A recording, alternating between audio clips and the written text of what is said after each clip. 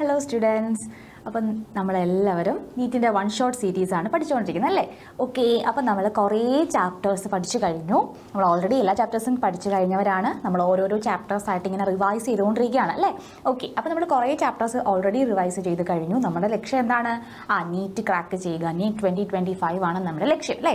Okay, അപ്പോൾ നമ്മൾ അതിന് വേണ്ടിയിട്ടുള്ള പ്രിപ്പറേഷൻസ് ഓൾറെഡി തുടങ്ങിയതാണ്. നിങ്ങളുടെ പ്രിപ്പറേഷൻസിനെ ഒന്ന് ബൂസ്റ്റപ്പ് ചെയ്യാനാണ് നമ്മൾ ഓരോ ചാപ്റ്റേഴ്സും വൺ ഷോട്ടായിട്ട് നിങ്ങളുടെ മുന്നിലേക്ക് കൊണ്ടുവരുന്നത്. ഓക്കെ, അപ്പോൾ നമ്മൾ ഓൾറെഡി കുറേ ചാപ്റ്റേഴ്സിൻ്റെ വൺ ഷോട്ടായിട്ട് നമ്മൾ കണ്ടു. അതിൽ ഏറ്റവും ബേസിക് ആയിട്ടുള്ള കാര്യങ്ങളും പറയുന്നുണ്ട്, എന്നാൽ ഓരോ കോൺസെപ്റ്റിൻ്റെയും ഇൻ ഡെപ്ത് ആയിട്ടുള്ള കാര്യങ്ങളും നിങ്ങൾക്ക് പറഞ്ഞു തരുന്നുണ്ട് അല്ലേ? ഓക്കെ, അപ്പോൾ അത് കൃത്യമായിട്ട് കാണുക. കണ്ടിട്ട് നിങ്ങൾ ഓരോ ക്വസ്റ്റ്യൻസ് വരുമ്പോഴും അപ്ലൈ ചെയ്ത് നോക്കുക. നിങ്ങൾക്ക് ഈ ട്രിക്കൊക്കെ ചെയ്യാൻ പറ്റുന്നുണ്ടോ എന്ന് നമുക്ക് നോക്കുക. ഓക്കെ, അപ്പോൾ നമ്മൾ ഇന്ന് എടുക്കാൻ പോകുന്ന ചാപ്റ്റർ തെർമോഡൈനാമിക്സ് ആണ്. ഓക്കെ, അപ്പോൾ നിങ്ങൾ +1 പഠിച്ചിട്ടുള്ള ചാപ്റ്ററാണ് തെർമോഡൈനാമിക്സ്. അപ്പോൾ ഈ ചാപ്റ്ററിനെ നമുക്ക് രണ്ട് രീതിയിൽ പറയാം. ആദ്യം നമ്മൾ തെർമോഡൈനാമിക്സിൻ്റെ കാര്യങ്ങൾ പറയും, പിന്നെ നമ്മൾ തെർമോ കെമിസ്ട്രിയിലോട്ട് കയറും. ഓക്കെ, അങ്ങനെ നമുക്ക് ഈ ചാപ്റ്ററിനെ തന്നെ രണ്ടായിട്ട് ഡിവൈഡ് ചെയ്ത് പറയാം. അപ്പോൾ ടീച്ചർ എല്ലാ പോയിന്റ്സും നിങ്ങൾക്ക് പറഞ്ഞു തരാം.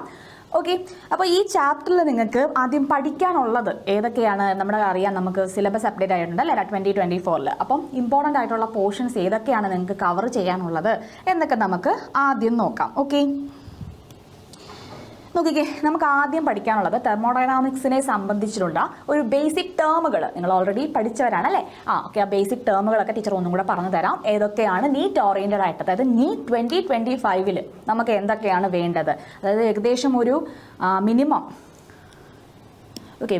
ഒരു 2 ക്വസ്റ്റ്യൻ എങ്കിലും നമുക്ക് ഈ ഒരു ചാപ്റ്ററിൽ നിന്ന് നമ്മുടെ നീറ്റിൽ പ്രതീക്ഷിക്കാം. ഓക്കെ, അപ്പോൾ നോക്കിക്കേ, ആദ്യം നമുക്ക് പഠിക്കാനുള്ളത് തെർമോഡൈനാമിക്സിനെ സംബന്ധിച്ചിട്ടുള്ള ബേസിക് ആയിട്ടുള്ള ടേമുകളാണ്. ഓക്കെ, കുറേ ടേംസ് നമുക്കുണ്ടെന്ന് അറിയാം. പിന്നെ നമ്മൾ ലോസ് ഓഫ് തെർമോഡൈനാമിക്സിൽ കയറും. അവിടെ 0th ലോ വരുന്നുണ്ട്, ഫസ്റ്റ് ലോ വരുന്നുണ്ട്, സെക്കൻഡ് ലോ വരുന്നുണ്ട്, തേർഡ് ലോ വരുന്നുണ്ട്. അപ്പോൾ ആ ലോസ് ഒക്കെ നമുക്ക് പഠിക്കണം. അതിനുശേഷം നമ്മൾ ലാസ്റ്റിലേക്ക് എത്തുമ്പോൾ കുറേ എനർജീസ് ഒക്കെ പഠിച്ചതിന് ശേഷം, കുറേ ഫംഗ്ഷൻസ് ഒക്കെ പഠിച്ചതിന് ശേഷം നമ്മൾ പഠിക്കും ഗിബ്സ് ഫ്രീ എനർജി എന്താണ്, അതിൻ്റെ ആപ്ലിക്കേഷൻസ് എന്താണെന്ന് പഠിക്കും. ലാസ്റ്റായിട്ട് നമ്മൾ തെർമോ കെമിസ്ട്രിയിലോട്ട് കയറും. തെർമോ കെമിസ്ട്രി എന്ന് പറഞ്ഞാൽ നമ്മൾ NCERT നമ്മൾ നോക്കുമ്പോൾ ഇതിനുള്ളിൽ നമുക്ക് കാണാൻ പറ്റും. അത് തന്നെ എന്താണ് സ്റ്റാൻഡേർഡ് റിയാക്ഷൻ എൻതാൽപ്പി, അല്ലെങ്കിൽ സ്റ്റാൻഡേർഡ് എൻതാൽപ്പി ഓഫ് ഫോർമേഷൻ, അല്ലെങ്കിൽ എൻതാൽപ്പി ഓഫ് കമ്പസ്റ്റൻ. ഇതൊക്കെയാണ് തെർമോ കെമിസ്ട്രിക്കകത്ത് വരുന്നത്.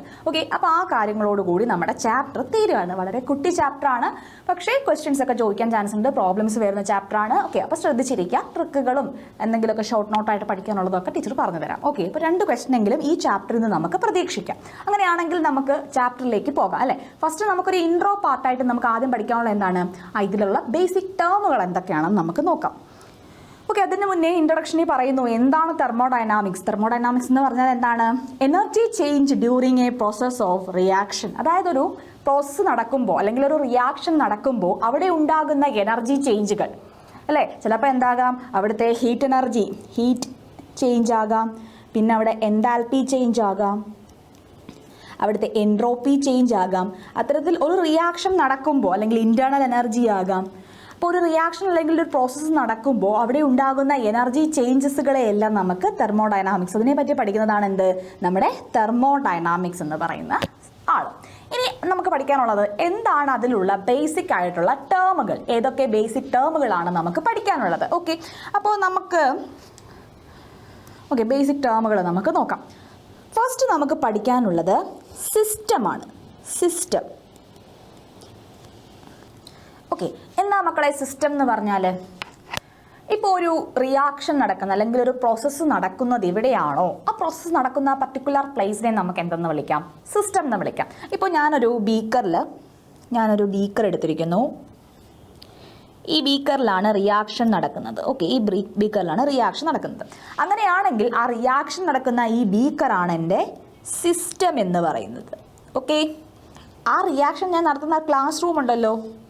ഓക്കെ, ആ ക്ലാസ് റൂം ഉണ്ടല്ലോ, ആ ക്ലാസ് റൂമാണ് എന്ത്, അതിൻ്റെ സറൗണ്ടിങ്സ്. മനസ്സിലായോ? അപ്പോൾ ഇതാണ് സറൗണ്ടിങ്. സിസ്റ്റവും സറൗണ്ടിങ്സും. ഈ സിസ്റ്റവും സറൗണ്ടിങ്സും ഉൾപ്പെടുന്നതിനെയാണ് നമ്മൾ എന്ത് വിളിക്കുന്നത്? യൂണിവേഴ്സ്. അപ്പം യൂണിവേഴ്സ് എന്ന് പറഞ്ഞാൽ നമുക്ക് എന്ത് പറയാം? യൂണിവേഴ്സ് എന്ന് പറഞ്ഞാൽ സിസ്റ്റം പ്ലസ് സറൗണ്ടിങ്സിനെയാണ് നമ്മൾ യൂണിവേഴ്സ് എന്ന് പറയുന്നത്. സിസ്റ്റം പ്ലസ് സറൗണ്ടിങ്സിനെ നമുക്ക് യൂണിവേഴ്സ് എന്ന് പറയാം. ഓക്കെ, ഇനി നോക്കിക്കേ, ഈ സിസ്റ്റത്തെയും സറൗണ്ടിങ്സിനെയും തമ്മിൽ വേർതിരിക്കുന്ന ആ ഒരു ബൗണ്ടറി അല്ലേ, ഒരു ഇമാജിനറി വാൾ ഉണ്ട്, അതാണ് നമ്മുടെ ബൗണ്ടറി. ഇമാജിനറി അല്ലെങ്കിൽ റിയൽ ആയിരിക്കാം, ഇമാജിനറി അല്ലെങ്കിൽ റിയൽ ആയിട്ടുള്ള സെപ്പറേഷനെയാണ് നമ്മൾ ബൗണ്ടറി എന്ന് പറയുന്നത്. ഇപ്പോൾ ക്ലിയർ ആയ നിങ്ങൾക്ക്? എവിടെയാണോ ആ പ്രോസസ് നടക്കുന്ന, ആ റിയാക്ഷൻ നടക്കുന്നത്, അതിനെ നമ്മൾ സിസ്റ്റം എന്ന് വിളിച്ചു. അത് ആ സിസ്റ്റത്തിൻ്റെ ബാക്കിയുള്ള പാർട്ട്, ഇപ്പം ഞാനൊരു ബീക്കറിൽ റിയാക്ഷൻ നടത്തുകയാണെങ്കിൽ ഞാനത് നടത്തുന്ന ആ ക്ലാസ് റൂമാണ് അതിൻ്റെ സറൗണ്ടിങ്സ് എന്ന് പറയുന്നത് അല്ലേ. ഇനി അത് സിസ്റ്റവും സറൗണ്ടിങ്സും തമ്മിലുള്ള ഇമാജിനറി ആയിട്ടുള്ള ഒരു ബൗണ്ടറി, ഇമാജിനറി വാൾ അല്ലേ, അവിടെ അതാണ് നമ്മൾ ബൗണ്ടറി എന്ന് പറയുന്നത്. ഇത് ബൗണ്ടറി എന്ന് പറഞ്ഞാൽ it separates the system and surroundings. It separates the system and surroundings. സിസ്റ്റത്തിനെയും സറൗണ്ടിങ്സിനെയും തമ്മിൽ വേർതിരിക്കുന്ന ഒരു മേ ബി എന്തായിരിക്കാം? It may be imaginary or real. Imaginary ആകാം, റിയലും ആകാം. It may be imaginary or real നമുക്ക് പറയാം. ഓക്കെ, ഇനി നോക്കിക്കേ, ഈ ഒരു വാൾ എന്ന് പറയുന്നത് ടൈപ്സ് ഓഫ് വാൾസ് ഉണ്ട്. അതായത് ചില ഇമാജിനറി അല്ല, ചില ബൗണ്ടറീസ് എന്ന് പറയുന്നത് ഫിക്സ്ഡ് ആയിരിക്കാം അല്ലേ, അത് ഫിക്സ്ഡ് ആയിട്ടുള്ളതായിരിക്കാം. അതായത് ബൗണ്ടറീസിൻ്റെ ടൈപ്പിൽ നമുക്ക് പറയാം ഫിക്സ്ഡ് ആയിട്ടുള്ള അല്ലെങ്കിൽ റിജിഡ് ആയിട്ടുള്ള വാൾസ് ഉണ്ടെന്ന് പറയാം. ഇനി ഫ്ലെക്സിബിൾ ആയിട്ടുള്ള വാൾസും ഉണ്ട്. ഓക്കെ, ഫ്ലെക്സിബിൾ ആയിട്ടുള്ള, അതായത് എന്താണ്, ബൗണ്ടറി മാറാം, ഫ്ലെക്സിബിൾ ആയിട്ടുള്ള വാൾസും ഉണ്ട്. ഇനി വേറൊരു ടൈപ്പ് ഉണ്ട്, അതായത് നോക്കിക്കേ, വേറൊരു ടൈപ്പ് ബൗണ്ടറി എന്ന് പറയുന്നത് ഹീറ്റ് കണ്ടക്റ്റിംഗ് വാൾസ്. ഹീറ്റിനെ കണ്ടക്ട് ചെയ്യുന്ന വാൾസ്, ഹീറ്റ് കണ്ടക്റ്റിംഗ് വാൾസ്, അല്ലെങ്കിൽ മറ്റൊരു പേര് അതിന് പറയും ഡയാതെർമിക് എന്ന് പറയും. ഡയാതെർമിക് എന്ന് വെച്ചാൽ ഹീറ്റിനെ കണ്ടക്ട് ചെയ്യുന്നു.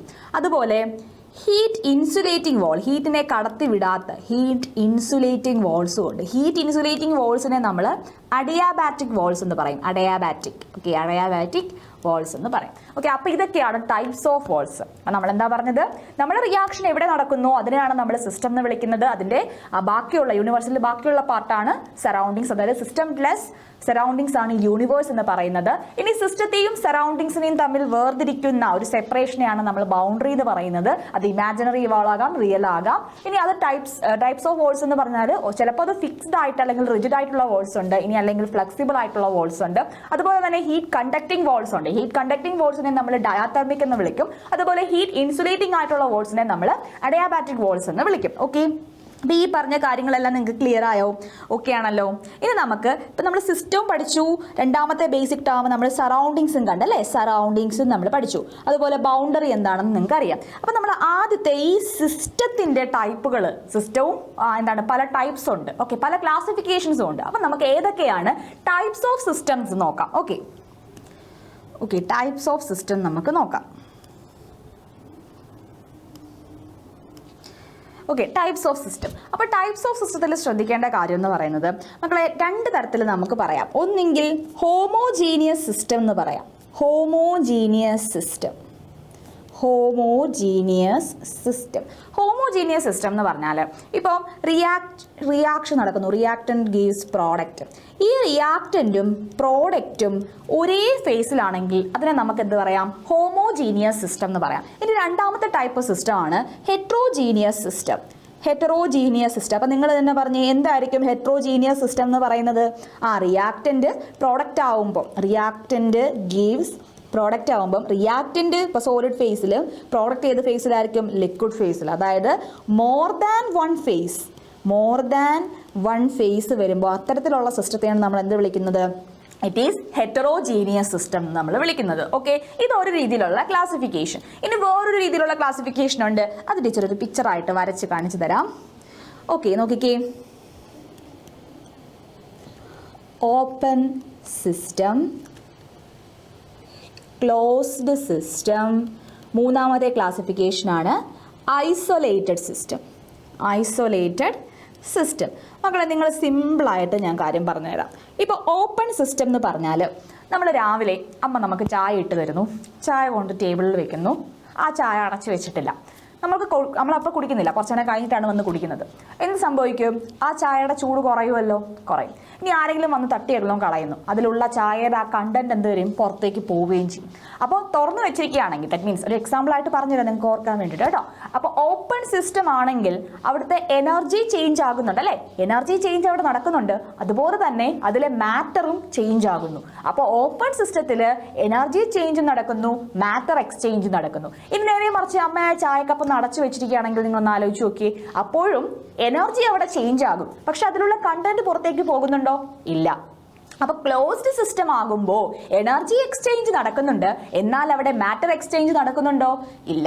ക്ലിയർ ആയോ? ഓക്കെ ആയോ? ഇനി ഐസൊലേറ്റഡ് സിസ്റ്റത്തിലേക്ക് വന്നേ. നമുക്കൊരു എക്സാമ്പിൾ എടുക്കാം. അമ്മ ഈ ചായ ഒരു ഫ്ലാസ്കിൽ ഒഴിച്ചു, ഒരു തെർമോ ഫ്ലാസ്കിൽ ഒഴിച്ചു വെക്കുന്നു.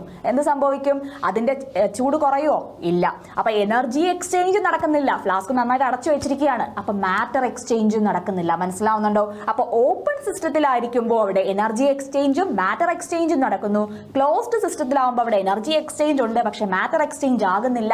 എന്നാൽ ഇനി ഐസൊലേറ്റഡ് സിസ്റ്റത്തിലേക്ക് വരുമ്പോഴോ തെർമോ ഫ്ലാസ്ക് ആണ്, അവിടെ എനർജി എക്സ്ചേഞ്ച് നടക്കുന്നില്ല, മാറ്റർ എക്സ്ചേഞ്ച് നടക്കുന്നില്ല. ക്ലിയർ ആയോ? Type of system open, closed, isolated. Clear ആയല്ലോ? അപ്പോൾ നോക്കിക്കേ, ഇവിടുത്തെ മാസ് എക്സ്ചേഞ്ച്,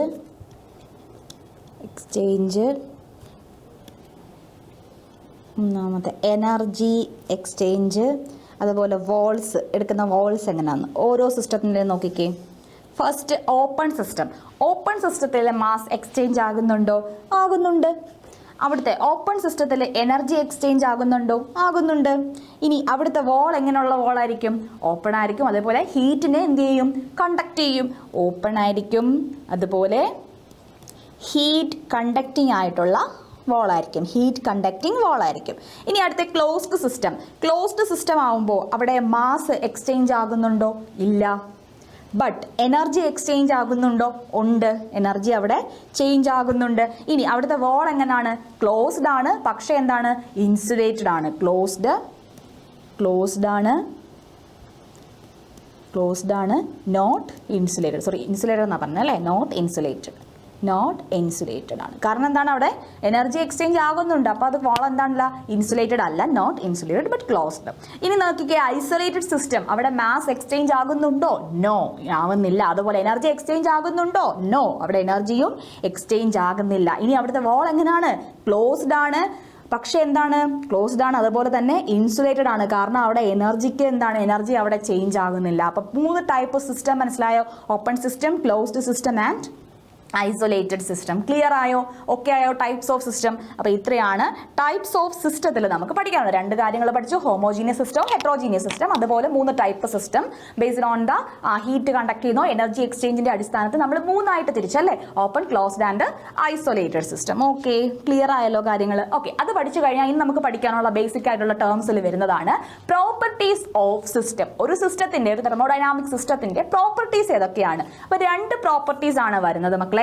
ഒന്ന് എക്സ്റ്റൻസീവ് പ്രോപ്പർട്ടിയും രണ്ടാമത്തത് intensive property and intensive property. Okay, അപ്പോൾ എന്താണ് എക്സ്റ്റൻസീവ് പ്രോപ്പർട്ടി എന്ന് പറഞ്ഞാൽ? The property of system which depend on nature and quantity or size of matter present in it. അതായത് നേച്ചറിനെയും ക്വാണ്ടിറ്റിയെയും അതിലുള്ള സൈസിനെയും ഒക്കെ ഡിപ്പെൻഡ് ചെയ്യുന്ന തെർമോഡൈനാമിക് സിസ്റ്റത്തിനാണ് നമ്മൾ എക്സ്റ്റൻസീവ് പ്രോപ്പർട്ടി എന്ന് പറയുന്നത്. ഓക്കെ, അതായത് ക്വാണ്ടിറ്റി സൈസിനെയൊക്കെ ഡിപ്പെൻഡ് ചെയ്യുന്ന മക്കളെ. എക്സാമ്പിൾ നോക്കിക്കേ, മാസ് എന്ന് പറയുന്നത് പകുതിയാക്കുമ്പം ക്വാണ്ടിറ്റി കുറയുമ്പം അതിൻ്റെ മാസ് ചേഞ്ച് ആകുന്നുണ്ടല്ലോ. അതുപോലെ വോളിയം അല്ലേ? വോളിയം അപ്പോൾ ഇതാണ് ഇതിൻ്റെ പകുതി ആകുമ്പോൾ എന്താണ്? വോളിയം ചേഞ്ച് ആകുന്നു. ഓക്കെ, അപ്പോൾ അങ്ങനെ നേച്ചറിനെയും അതിൻ്റെ സൈസിനെയൊക്കെ ഡിപ്പെൻഡ് ചെയ്യുന്നുണ്ടെങ്കിൽ അതിനെയാണ് നമ്മൾ എക്സ്റ്റൻസീവ് പ്രോപ്പർട്ടി എന്ന് പറയുന്നത്. ഇപ്പോൾ നോക്കിക്കേ, അതുപോലെ mass, volume, internal energy, enthalpy, entropy, free energy, heat capacity, ഇവരെല്ലാം എന്താണ്? ക്വാണ്ടിറ്റി അല്ലെങ്കിൽ സൈസിനെ ഡിപ്പെൻഡ് ചെയ്യുന്നവരാണ്. അതായത് എക്സ്റ്റൻസീവ് പ്രോപ്പർട്ടീസ് ആണ്. നോക്കിക്കേ, കുറേ വെള്ളം എടുത്ത് ചൂടാക്കാൻ വെക്കുന്നത്, കുറച്ച് വെള്ളം എടുത്ത് നമ്മൾ ചൂടാക്കാൻ വെക്കുന്നത്, പെട്ടെന്ന് ചൂടാവുന്നത് ഏതാണ്? കുറച്ച് വെള്ളമല്ലേ? അപ്പോൾ അത് ഡിപ്പെൻഡ് ചെയ്യുന്നുണ്ടല്ലോ. ഓക്കെ, അപ്പോൾ ഹീറ്റ് കപ്പാസിറ്റി. അപ്പം എമൗണ്ടിനെ അല്ലെങ്കിൽ സൈസിനെ ഡിപ്പെൻഡ് ചെയ്യുന്ന ആൾക്കാരെ നമ്മൾ എന്ത് വിളിക്കും? എക്സ്റ്റൻസീവ് പ്രോപ്പർട്ടി എന്ന് വിളിക്കും. അതിന്റെ എക്സാമ്പിൾസ് ഓർത്ത് വെച്ചിരിക്കുക: mass, volume, internal energy, enthalpy, entropy, free energy, heat capacity. Okay, അങ്ങനെയാണെങ്കിൽ അടുത്ത പ്രോപ്പർട്ടിയാണ് നമ്മുടെ ഇൻറ്റൻസീവ് പ്രോപ്പർട്ടി. അപ്പോൾ എക്സ്റ്റൻസീവ് പ്രോപ്പർട്ടി എന്ന് പറഞ്ഞാൽ അതിൻ്റെ സൈസിനെ ഡിപ്പെൻഡ് ചെയ്യുന്നു അല്ലെങ്കിൽ എമൗണ്ടിനെ ഡിപ്പെൻഡ് ചെയ്യുന്നു. അങ്ങനെയാണെങ്കിൽ ഇൻറ്റൻസീവ് പ്രോപ്പർട്ടി എന്തായിരിക്കും? Independent of quantity and size. ക്വാണ്ടിറ്റിക്കും സൈസും ഒക്കെ ഇൻഡിപെൻഡന്റ് ആയിട്ട് നിൽക്കുന്നവരായിരിക്കും എന്ത്? നമ്മുടെ ഇൻറ്റൻസീവ് പ്രോപ്പർട്ടി എന്ന് പറയുന്നത്. നോക്കിക്കേ, the property of system which is independent of size of matter or quantity present in it. Size of matter നും ക്വാണ്ടിറ്റിക്കും ഒക്കെ ഇൻഡിപെൻഡന്റ് ആയിട്ട് നിൽക്കുന്നവരാണ് എന്ത്? ഇൻറ്റൻസീവ് പ്രോപ്പർട്ടി എന്ന് പറയുന്നത്. But depend on the nature. നേച്ചറിനെ ഡിപ്പെൻഡ് ചെയ്യുന്നു. അങ്ങനെയുള്ളവരെയാണ് നമ്മൾ എന്ത് വിളിക്കുന്നത്? Intensive property. എക്സാമ്പിൾ എന്താണ്? Temperature, pressure, refractive index, viscosity, surface tension, specific heat, molar heat and density. Okay, അപ്പോൾ ഇത്രയൊക്കെയാണ് ഇൻറ്റൻസീവ് പ്രോപ്പർട്ടിയിൽ വരുന്നത്. ഓക്കെ, അപ്പോൾ സ്പെസിഫിക് ഹീറ്റ് എന്നൊക്കെ പറഞ്ഞാൽ ടെമ്പറേച്ചർ 1 ഡിഗ്രി, ഒരു സബ്സ്റ്റൻസിൻ്റെ ടെമ്പറേച്ചർ 1 ഡിഗ്രി, 1 യൂണിറ്റ് കൂട്ടാൻ അല്ലേ, 1 യൂണിറ്റ് കൂട്ടാൻ വേണ്ടിയിട്ട് എടുക്കുന്ന ഹീറ്റ്. ഓക്കെ, അപ്പോൾ ഇനി നോക്കിക്കേ, നിങ്ങൾ വേറൊരു പോയിന്റ് ഓർത്ത് വെച്ചിരിക്കേണ്ടത്, ഒരു എക്സ്റ്റൻസീവ് പ്രോപ്പർട്ടി ബൈ വേറൊരു എക്സ്റ്റൻസീവ് പ്രോപ്പർട്ടി എന്ന് പറയുന്നത് എപ്പോഴും ഒരു ഇൻറ്റൻസീവ് പ്രോപ്പർട്ടി ആയിരിക്കും. എക്സ്റ്റൻസീവ് പ്രോപ്പർട്ടി ബൈ വേറൊരു എക്സ്റ്റൻസീവ് പ്രോപ്പർട്ടി എന്ന് പറയുന്നത് എപ്പോഴും എന്തായിരിക്കും? ഒരു ഇൻറ്റൻസീവ് പ്രോപ്പർട്ടി ആയിരിക്കും. എക്സാമ്പിളായിട്ട് നിങ്ങൾ ശ്രദ്ധിച്ചേ, എക്സാമ്പിളായിട്ട് ഇപ്പം നമ്മൾ ഡെൻസിറ്റി എടുക്കുകയാണ്. ഡെൻസിറ്റി എന്ന് പറഞ്ഞാൽ എന്താണ്? നമുക്കറിയാം, ഡെൻസിറ്റി എന്ന് പറഞ്ഞാൽ മാസ് ബൈ വോളിയം ആണ് അല്ലേ? Mass by volume. ഇതിൽ മാസ് എന്ന് പറയുന്നത് എന്താണ്? ഒരു എക്സ്റ്റൻസീവ് പ്രോപ്പർട്ടിയാണ്. അതേപോലെ വോളിയം എന്ന് പറയുന്നത് എന്താണ്? ഒരു എക്സ്റ്റൻസീവ് പ്രോപ്പർട്ടിയാണ്. അപ്പോൾ മാസ് ബൈ വോളിയം എന്താണ്? ഒരു ഇൻറ്റൻസീവ് പ്രോപ്പർട്ടി അല്ലേ? നമുക്ക് ഡെൻസിറ്റിയാണ് മാസ് ബൈ വോളിയം. അപ്പോൾ ഡെൻസിറ്റി എന്ന് പറയുന്നത് എന്താണ്? ഡെൻസിറ്റി എന്ന് പറയുന്നത് ഒരു ഇൻറ്റൻസീവ് പ്രോപ്പർട്ടിയാണ്. അപ്പോൾ എക്സ്റ്റൻസീവ് പ്രോപ്പർട്ടി ബൈ വേറൊരു എക്സ്റ്റൻസീവ് പ്രോപ്പർട്ടി എന്ന് പറയുന്നത് എന്തായിരിക്കും? ഒരു ഇൻറ്റൻസീവ് പ്രോപ്പർട്ടി ആയിരിക്കും. ആ ഒരു പോയിന്റ് നിങ്ങൾ എപ്പോഴും ഓർത്ത് വെച്ചിരിക്കുക. ഓക്കെ, അങ്ങനെയാണെങ്കിൽ നമുക്ക് അടുത്ത സെക്ഷനിലേക്ക് പോവാം. അപ്പോൾ നമ്മൾ പ്രോപ്പർട്ടീസ് ഓഫ് സിസ്റ്റം കണ്ടു. അടുത്ത functions of system. Functions of സിസ്റ്റത്തിൽ 2 എണ്ണമായിരുന്നു വരുന്നത്. ഒന്ന് പാത്ത് ഫംഗ്ഷനും മറ്റൊന്ന് സ്റ്റേറ്റ് ഫംഗ്ഷനും. ആ പേരിൽ തന്നെയുണ്ട് പാത്ത് ഫംഗ്ഷനും സ്റ്റേറ്റ് ഫംഗ്ഷനും. അതിൽ ഫസ്റ്റ് നമുക്ക് നോക്കാനുള്ളത് പാത്ത് ഫംഗ്ഷൻ ആണ്. എന്താണ് path function? It is a thermodynamic function which depend on the path followed to reach the final state of the system. അതായത് ഒരു റിയാക്ഷൻ അത് അതിൻ്റെ ഫൈനൽ സ്റ്റേറ്റിൽ എത്തുന്ന പാത്തും കൂടെ ഡിപ്പെൻഡ് ചെയ്യുന്ന തരത്തിലുള്ള സിസ്റ്റത്തിനെയാണ് നമ്മൾ എന്ത് വിളിക്കുന്നത്? It is A path function എന്ന് പറയുന്നത്. അങ്ങനെയുള്ള തെർമോഡൈനാമിക് ഫംഗ്ഷൻസ് ആണ് പാത്ത് ഫംഗ്ഷൻ. അവിടെ 2 എക്സാമ്പിൾസ്, മെയിനായിട്ട് ഹീറ്റും വർക്കും ആണ് വരുന്നത്. അപ്പോൾ ഹീറ്റ് ഓർക്കുമ്പോൾ ഹീറ്റ് കപ്പാസിറ്റി ഓർക്കുക, അതുപോലെ വർക്ക്. ഇത്രയാണ് പാത്ത് ഫംഗ്ഷൻ വരുന്നത്. അതായത് ഇനിഷ്യൽ ഫൈനൽ സ്റ്റേറ്റുകളെ മാത്രമല്ല, അത് വരുന്ന ആ പാത്തും കൂടെ എങ്ങനെ ആ ഫൈനൽ സ്റ്റേറ്റിൽ എത്തി എന്നതും കൂടെ ഡിപ്പെൻഡ് ചെയ്യുന്ന ഫംഗ്ഷൻസ് ആണ് എന്ത്? Path function. അപ്പം നിങ്ങൾ പറഞ്ഞ സ്റ്റേറ്റ് ഫംഗ്ഷൻ എന്തായിരിക്കും? the thermodynamic function which depend only on the initial and final state. Initial സ്റ്റേറ്റിനെയും ഫൈനൽ സ്റ്റേറ്റിനെയും ഡിപ്പെൻഡ് ചെയ്യുന്ന ഫംഗ്ഷൻസിനെയാണ് നമ്മൾ എന്ത് വിളിക്കുന്നത്? സ്റ്റേറ്റ് ഫംഗ്ഷൻ എന്ന് വിളിക്കുന്നത്. അപ്പോൾ അതിൻ്റെ എക്സാമ്പിൾസ് ആണ് ഓർത്ത് വെച്ചിരിക്കുന്നത്. Internal energy, enthalpy, entropy, Gibbs energy, pressure, temperature, volume. ഇവയെല്ലാം തന്നെ എങ്ങനെ വന്നു എന്ന് നോക്കുന്നില്ല, അതായത് പാത്ത് നോക്കുന്നില്ല, അതിൻ്റെ ഇനിഷ്യൽ സ്റ്റേറ്റും ഫൈനൽ സ്റ്റേറ്റും. ആ ഒരു റിയാക്ഷൻ നടന്നപ്പോൾ ഇനിഷ്യൽ സ്റ്റേറ്റ് എന്തായിരുന്നു, അതിൻ്റെ ഫൈനൽ സ്റ്റേറ്റ് എത്രയിൽ എത്തിയിരിക്കുന്നു. അപ്പോൾ ആ സ്റ്റേറ്റുകൾ മാത്രം ഡിപ്പെൻഡ് ചെയ്യുന്ന ഫംഗ്ഷൻസിനെയാണ് നമ്മൾ എന്ത് വിളിക്കുന്നത്?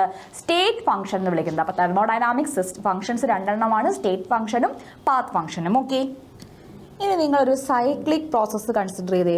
ഒരു സൈക്ലിക് പ്രോസസ്സ് എന്താണ്? ഒരു സൈക്ലിക് പ്രോസസ്സ് എന്ന് പറഞ്ഞാൽ എന്താണ്? ഒരു സൈക്ലിക് പ്രോസസ്സ് എന്ന് പറഞ്ഞാൽ ഇപ്പോൾ എയിൽ നിന്ന് തുടങ്ങി ബിയിലെത്തി, അവിടുന്ന് സിയിലെത്തി, ഇവിടുന്ന് ഡിയിലെത്തി, തിരിച്ച് ഈ പോയിന്റിൽ തന്നെ എത്തുമ്പോൾ അതിനെ നമുക്ക് സൈക്ലിക് പ്രോസസ്സ് എന്ന് പറയാം അല്ലേ? ഓക്കെ, അവിടുത്തെ സ്റ്റേറ്റ് ഫംഗ്ഷൻ എന്ന് പറയുന്നത് എന്തായിരിക്കും? അവിടുത്തെ സ്റ്റേറ്റ് ഫംഗ്ഷൻ എന്ന് പറയുന്നത് 0 ആയിരിക്കും അല്ലേ? അവിടുത്തെ സ്റ്റേറ്റ് ഫംഗ്ഷൻ എന്ന് പറയുന്നത് 0 ആയിരിക്കും. കാരണം ഇനിഷ്യൽ സ്റ്റേറ്റും ഫൈനൽ സ്റ്റേറ്റും മൈനസ് ചെയ്യുമ്പോൾ എന്താണ്? സെയിം തന്നെയാണ്, 0 തന്നെ വരും. പക്ഷെ അവിടുത്തെ പാത്ത് ഫംഗ്ഷൻ 0 ആകുമോ? അവിടുത്തെ path function is not equal to 0. അത് പാത്തിനെയും കൂടെ, സ്റ്റേറ്റുകളെ മാത്രമല്ല ഡിപ്പെൻഡ് ചെയ്യുന്നത്, അതെങ്ങനെ എത്തി എന്നുള്ള പാത്തും കൂടെ ഡിപ്പെൻഡ് ചെയ്യുന്നു. നമ്മുടെ നീറ്റ് എക്സാമും നമ്മുടെ നോർമൽ ബോർഡ് എക്സാമും എഴുതുന്നത് ഓർത്ത് വെച്ചാൽ മതി. നീറ്റ് എക്സാമിനാണെങ്കിൽ നമുക്ക് എന്ത് മതി? ആൻസർ മതി. അതായത് ഫൈനൽ സ്റ്റേറ്റ് മാത്രമേ നോക്കുന്നുള്ളൂ. പക്ഷെ നമുക്ക് ബോർഡ് എക്സാമിന് അങ്ങനെ ആണോ? ചുമ്മാ ആൻസർ എഴുതി വെച്ചാൽ പറ്റുമോ? ഇല്ല, നമുക്ക് എന്ത് വേണം? കറക്റ്റ് എങ്ങനെ എത്തി എന്നുള്ള കാര്യം കൂടെ നമ്മൾ ആൻസറിലേക്ക് എങ്ങനെ നിങ്ങൾ എത്തുന്നു എന്നുള്ള കാര്യം കൂടെ പറയണം അല്ലേ? ഓക്കെ, അതാണ് ഡിഫറൻസ്. ഓക്കെ, അപ്പം നോക്കിക്കേ, സ്റ്റേറ്റ് ഫംഗ്ഷനും പാത്ത് ഫംഗ്ഷനും. ഓക്കെ, ക്ലിയർ ആയല്ലോ?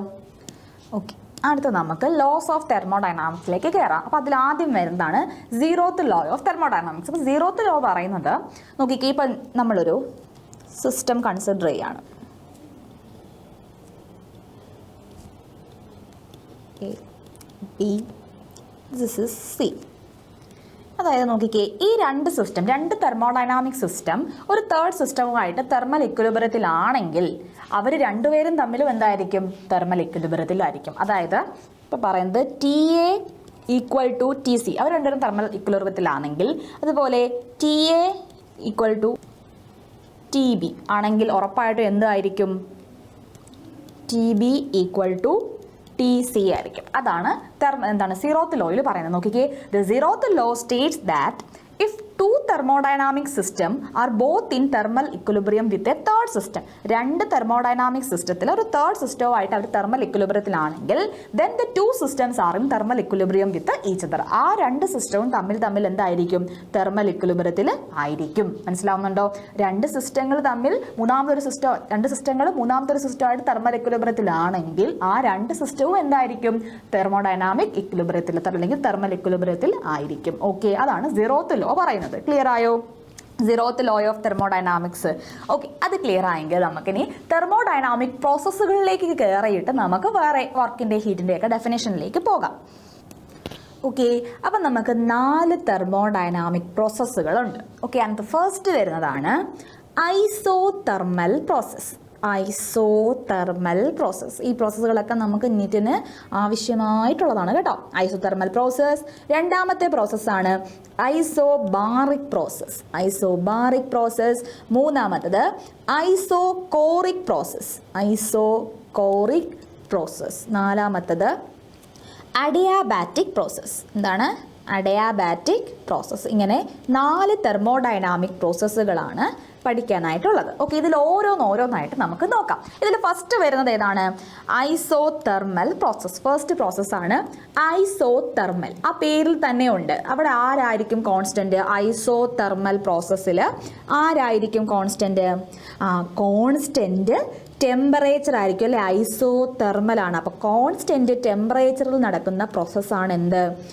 Isothermal process. അതായത് T is a constant. T ഒരു കോൺസ്റ്റന്റ് ആണെങ്കിൽ ഡെൽറ്റ T എന്തായിരിക്കും?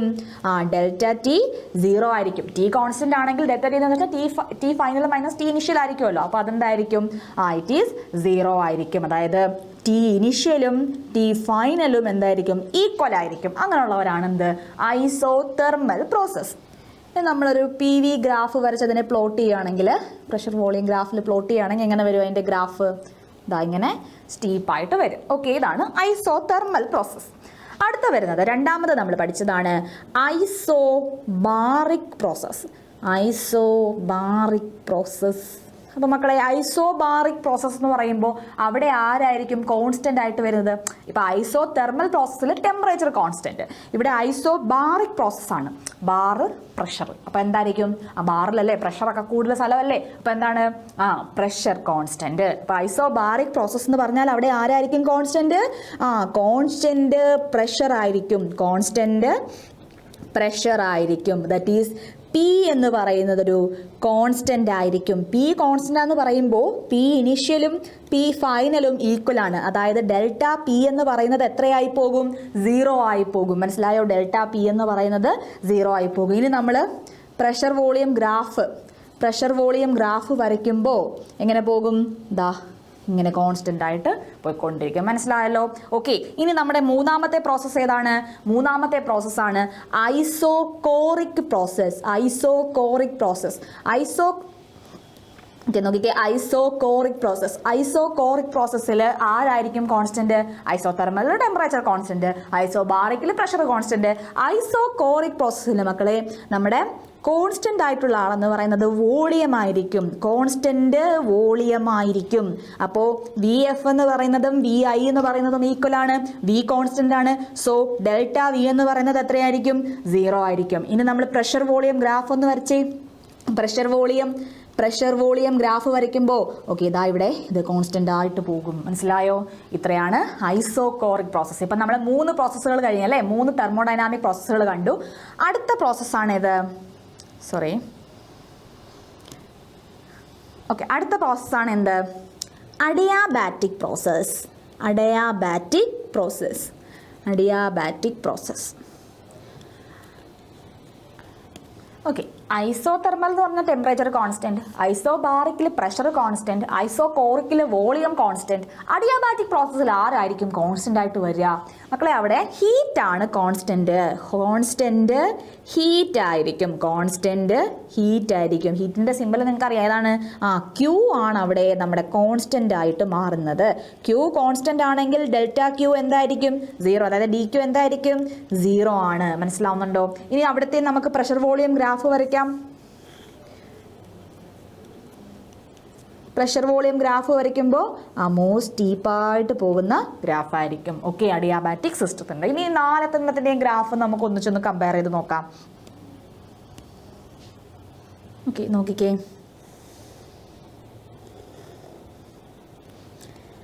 Pressure volume. ഓക്കെ, ഇങ്ങനെ പോകുന്നത് ആരുടെ ആയിരിക്കും? ഐസോബാറിക് അല്ലേ? ഓക്കെ, ഇനി വോളിയം കോൺസ്റ്റന്റ് ഇതാരായിരിക്കും? ഐസോകോറിക് അല്ലേ? ഓക്കെ, സോറി,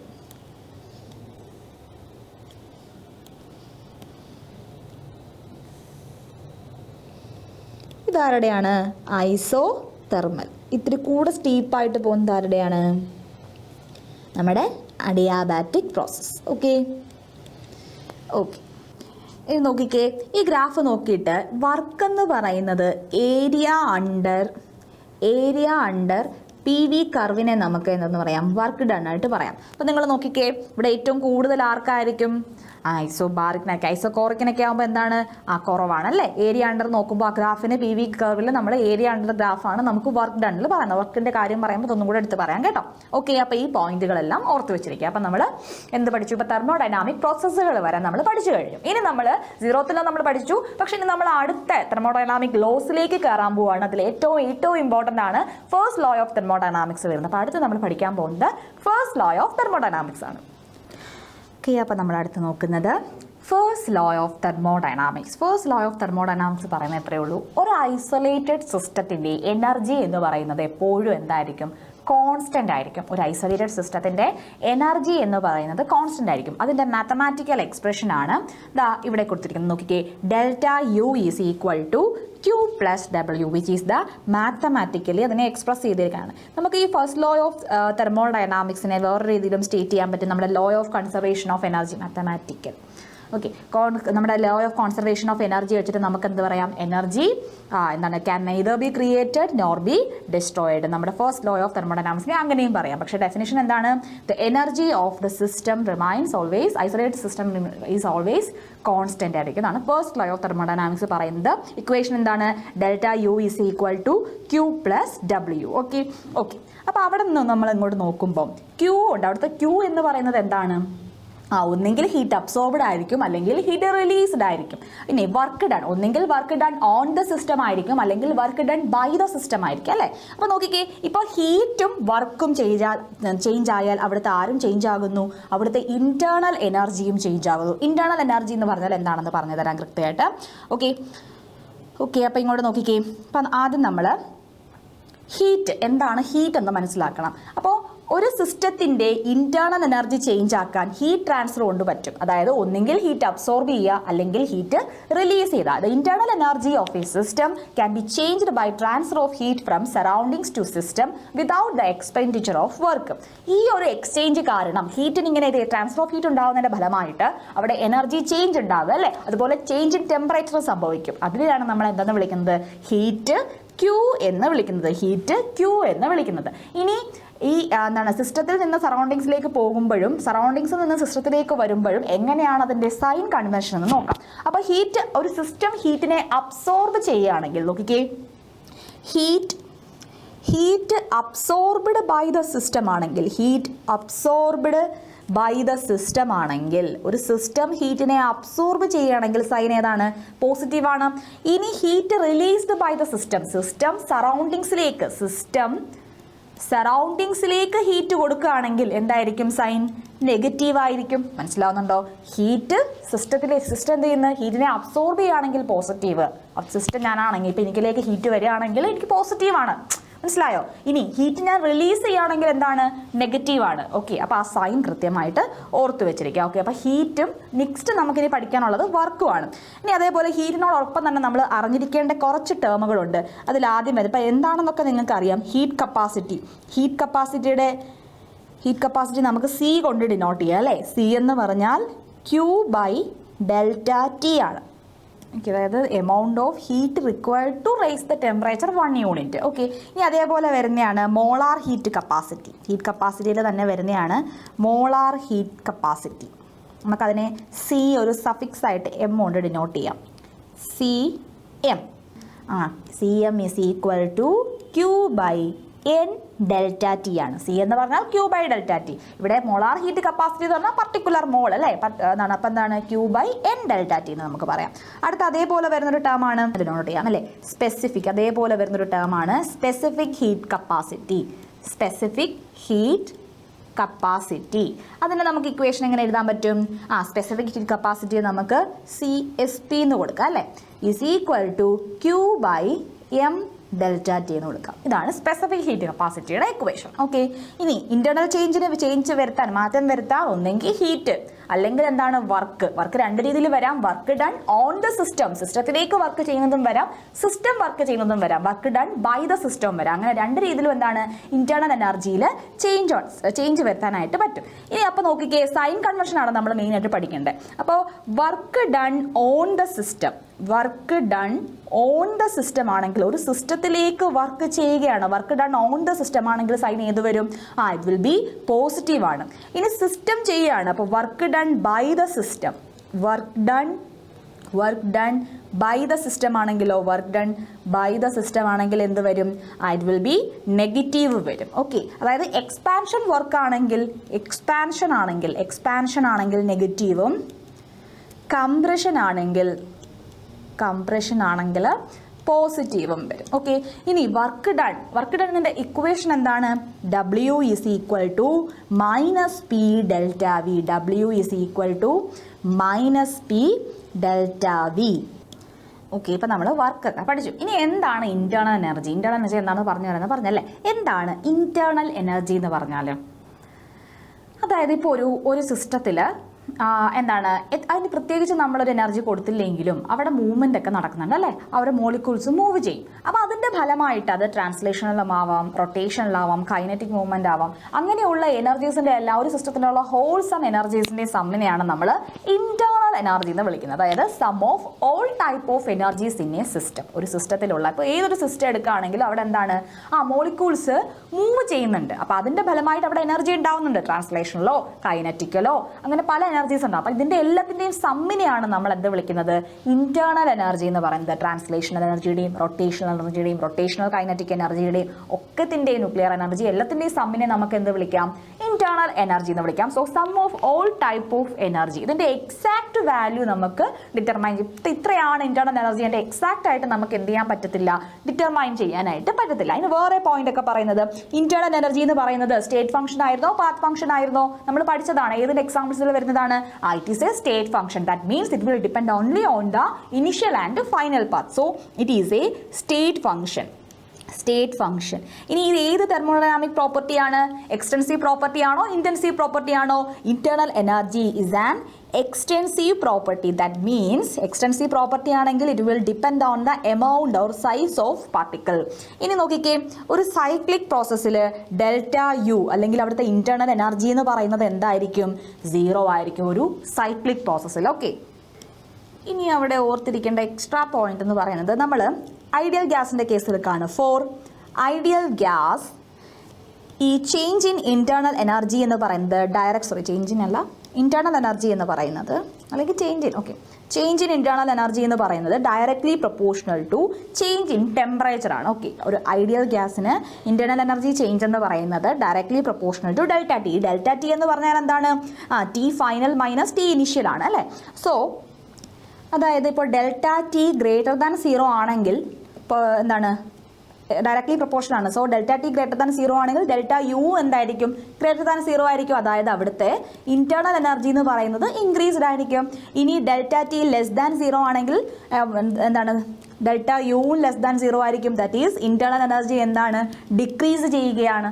ഓക്കെ, അപ്പോൾ അത് ഓർത്ത് വെച്ചിരുന്നാൽ മതി. ഐഡിയൽ ഗ്യാസിന് എന്താണ് ചേഞ്ച് ഇൻ ഇന്റേണൽ എനർജി എന്ന് പറയുന്നത് ചേഞ്ച് ഇൻ ടെമ്പറേച്ചറിന് ഡയറക്റ്റ്ലി പ്രൊപ്പോർഷണലായിട്ട് വരും. ഓക്കെ, ഇതാണ് ഇന്റേണൽ എനർജിയിൽ പഠിക്കാനുള്ളത്.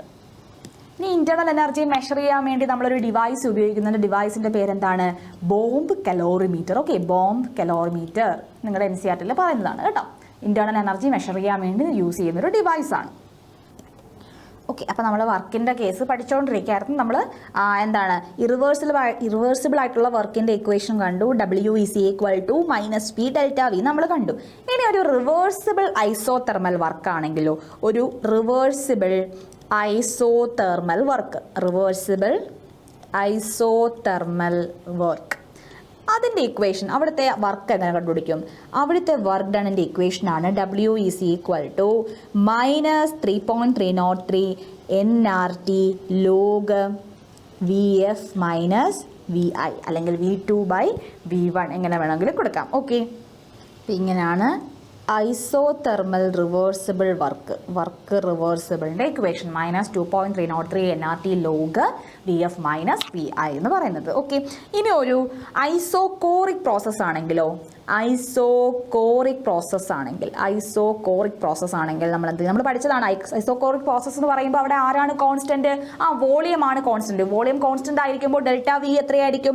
അവിടുത്തെ ഡെൽറ്റ വി എന്ന് പറയുന്നത് 0 ആയിരിക്കും. മക്കളെ, വർക്ക് ഡണ്ണിന്റെ ഇക്വേഷൻ എന്താണ്? W - P external delta V ആണ് അല്ലേ? -P external × ഡെൽറ്റ വി ആണ്. അപ്പോൾ നോക്കിക്കേ, ഡെൽറ്റ വി 0 ആയില്ലേ? അപ്പോൾ എന്താവും? ഇത് 0 ആയി പോകും. അപ്പോൾ നമുക്കറിയാം delta U, first law of thermodynamics പ്രകാരം ഡെൽറ്റ യു എന്ന് പറയുന്നത് Q + W ആണ്. അങ്ങനെയാണെങ്കിൽ W എന്താണ്? ഇവിടെ 0 ആയി പോയില്ലേ? W 0 ആയി പോയി. അപ്പോൾ ഡെൽറ്റ യു = എന്ത് വരും? ഡെൽറ്റ യു = Q, അതായത് കോൺസ്റ്റന്റ് വോളിയത്തിലുള്ള ഹീറ്റ്. അപ്പം എന്താണ് നമുക്ക് കിട്ടിയത്?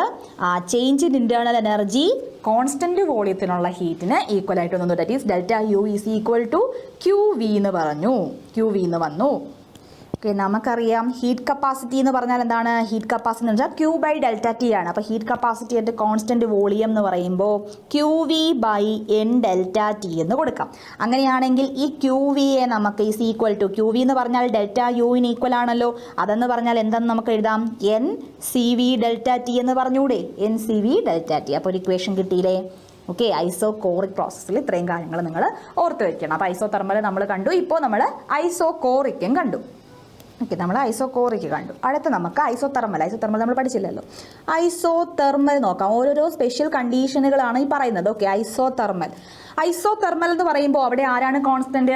ടെമ്പറേച്ചർ കോൺസ്റ്റന്റ് ആകുമ്പോൾ ഡെൽറ്റ ടി = എന്താകും?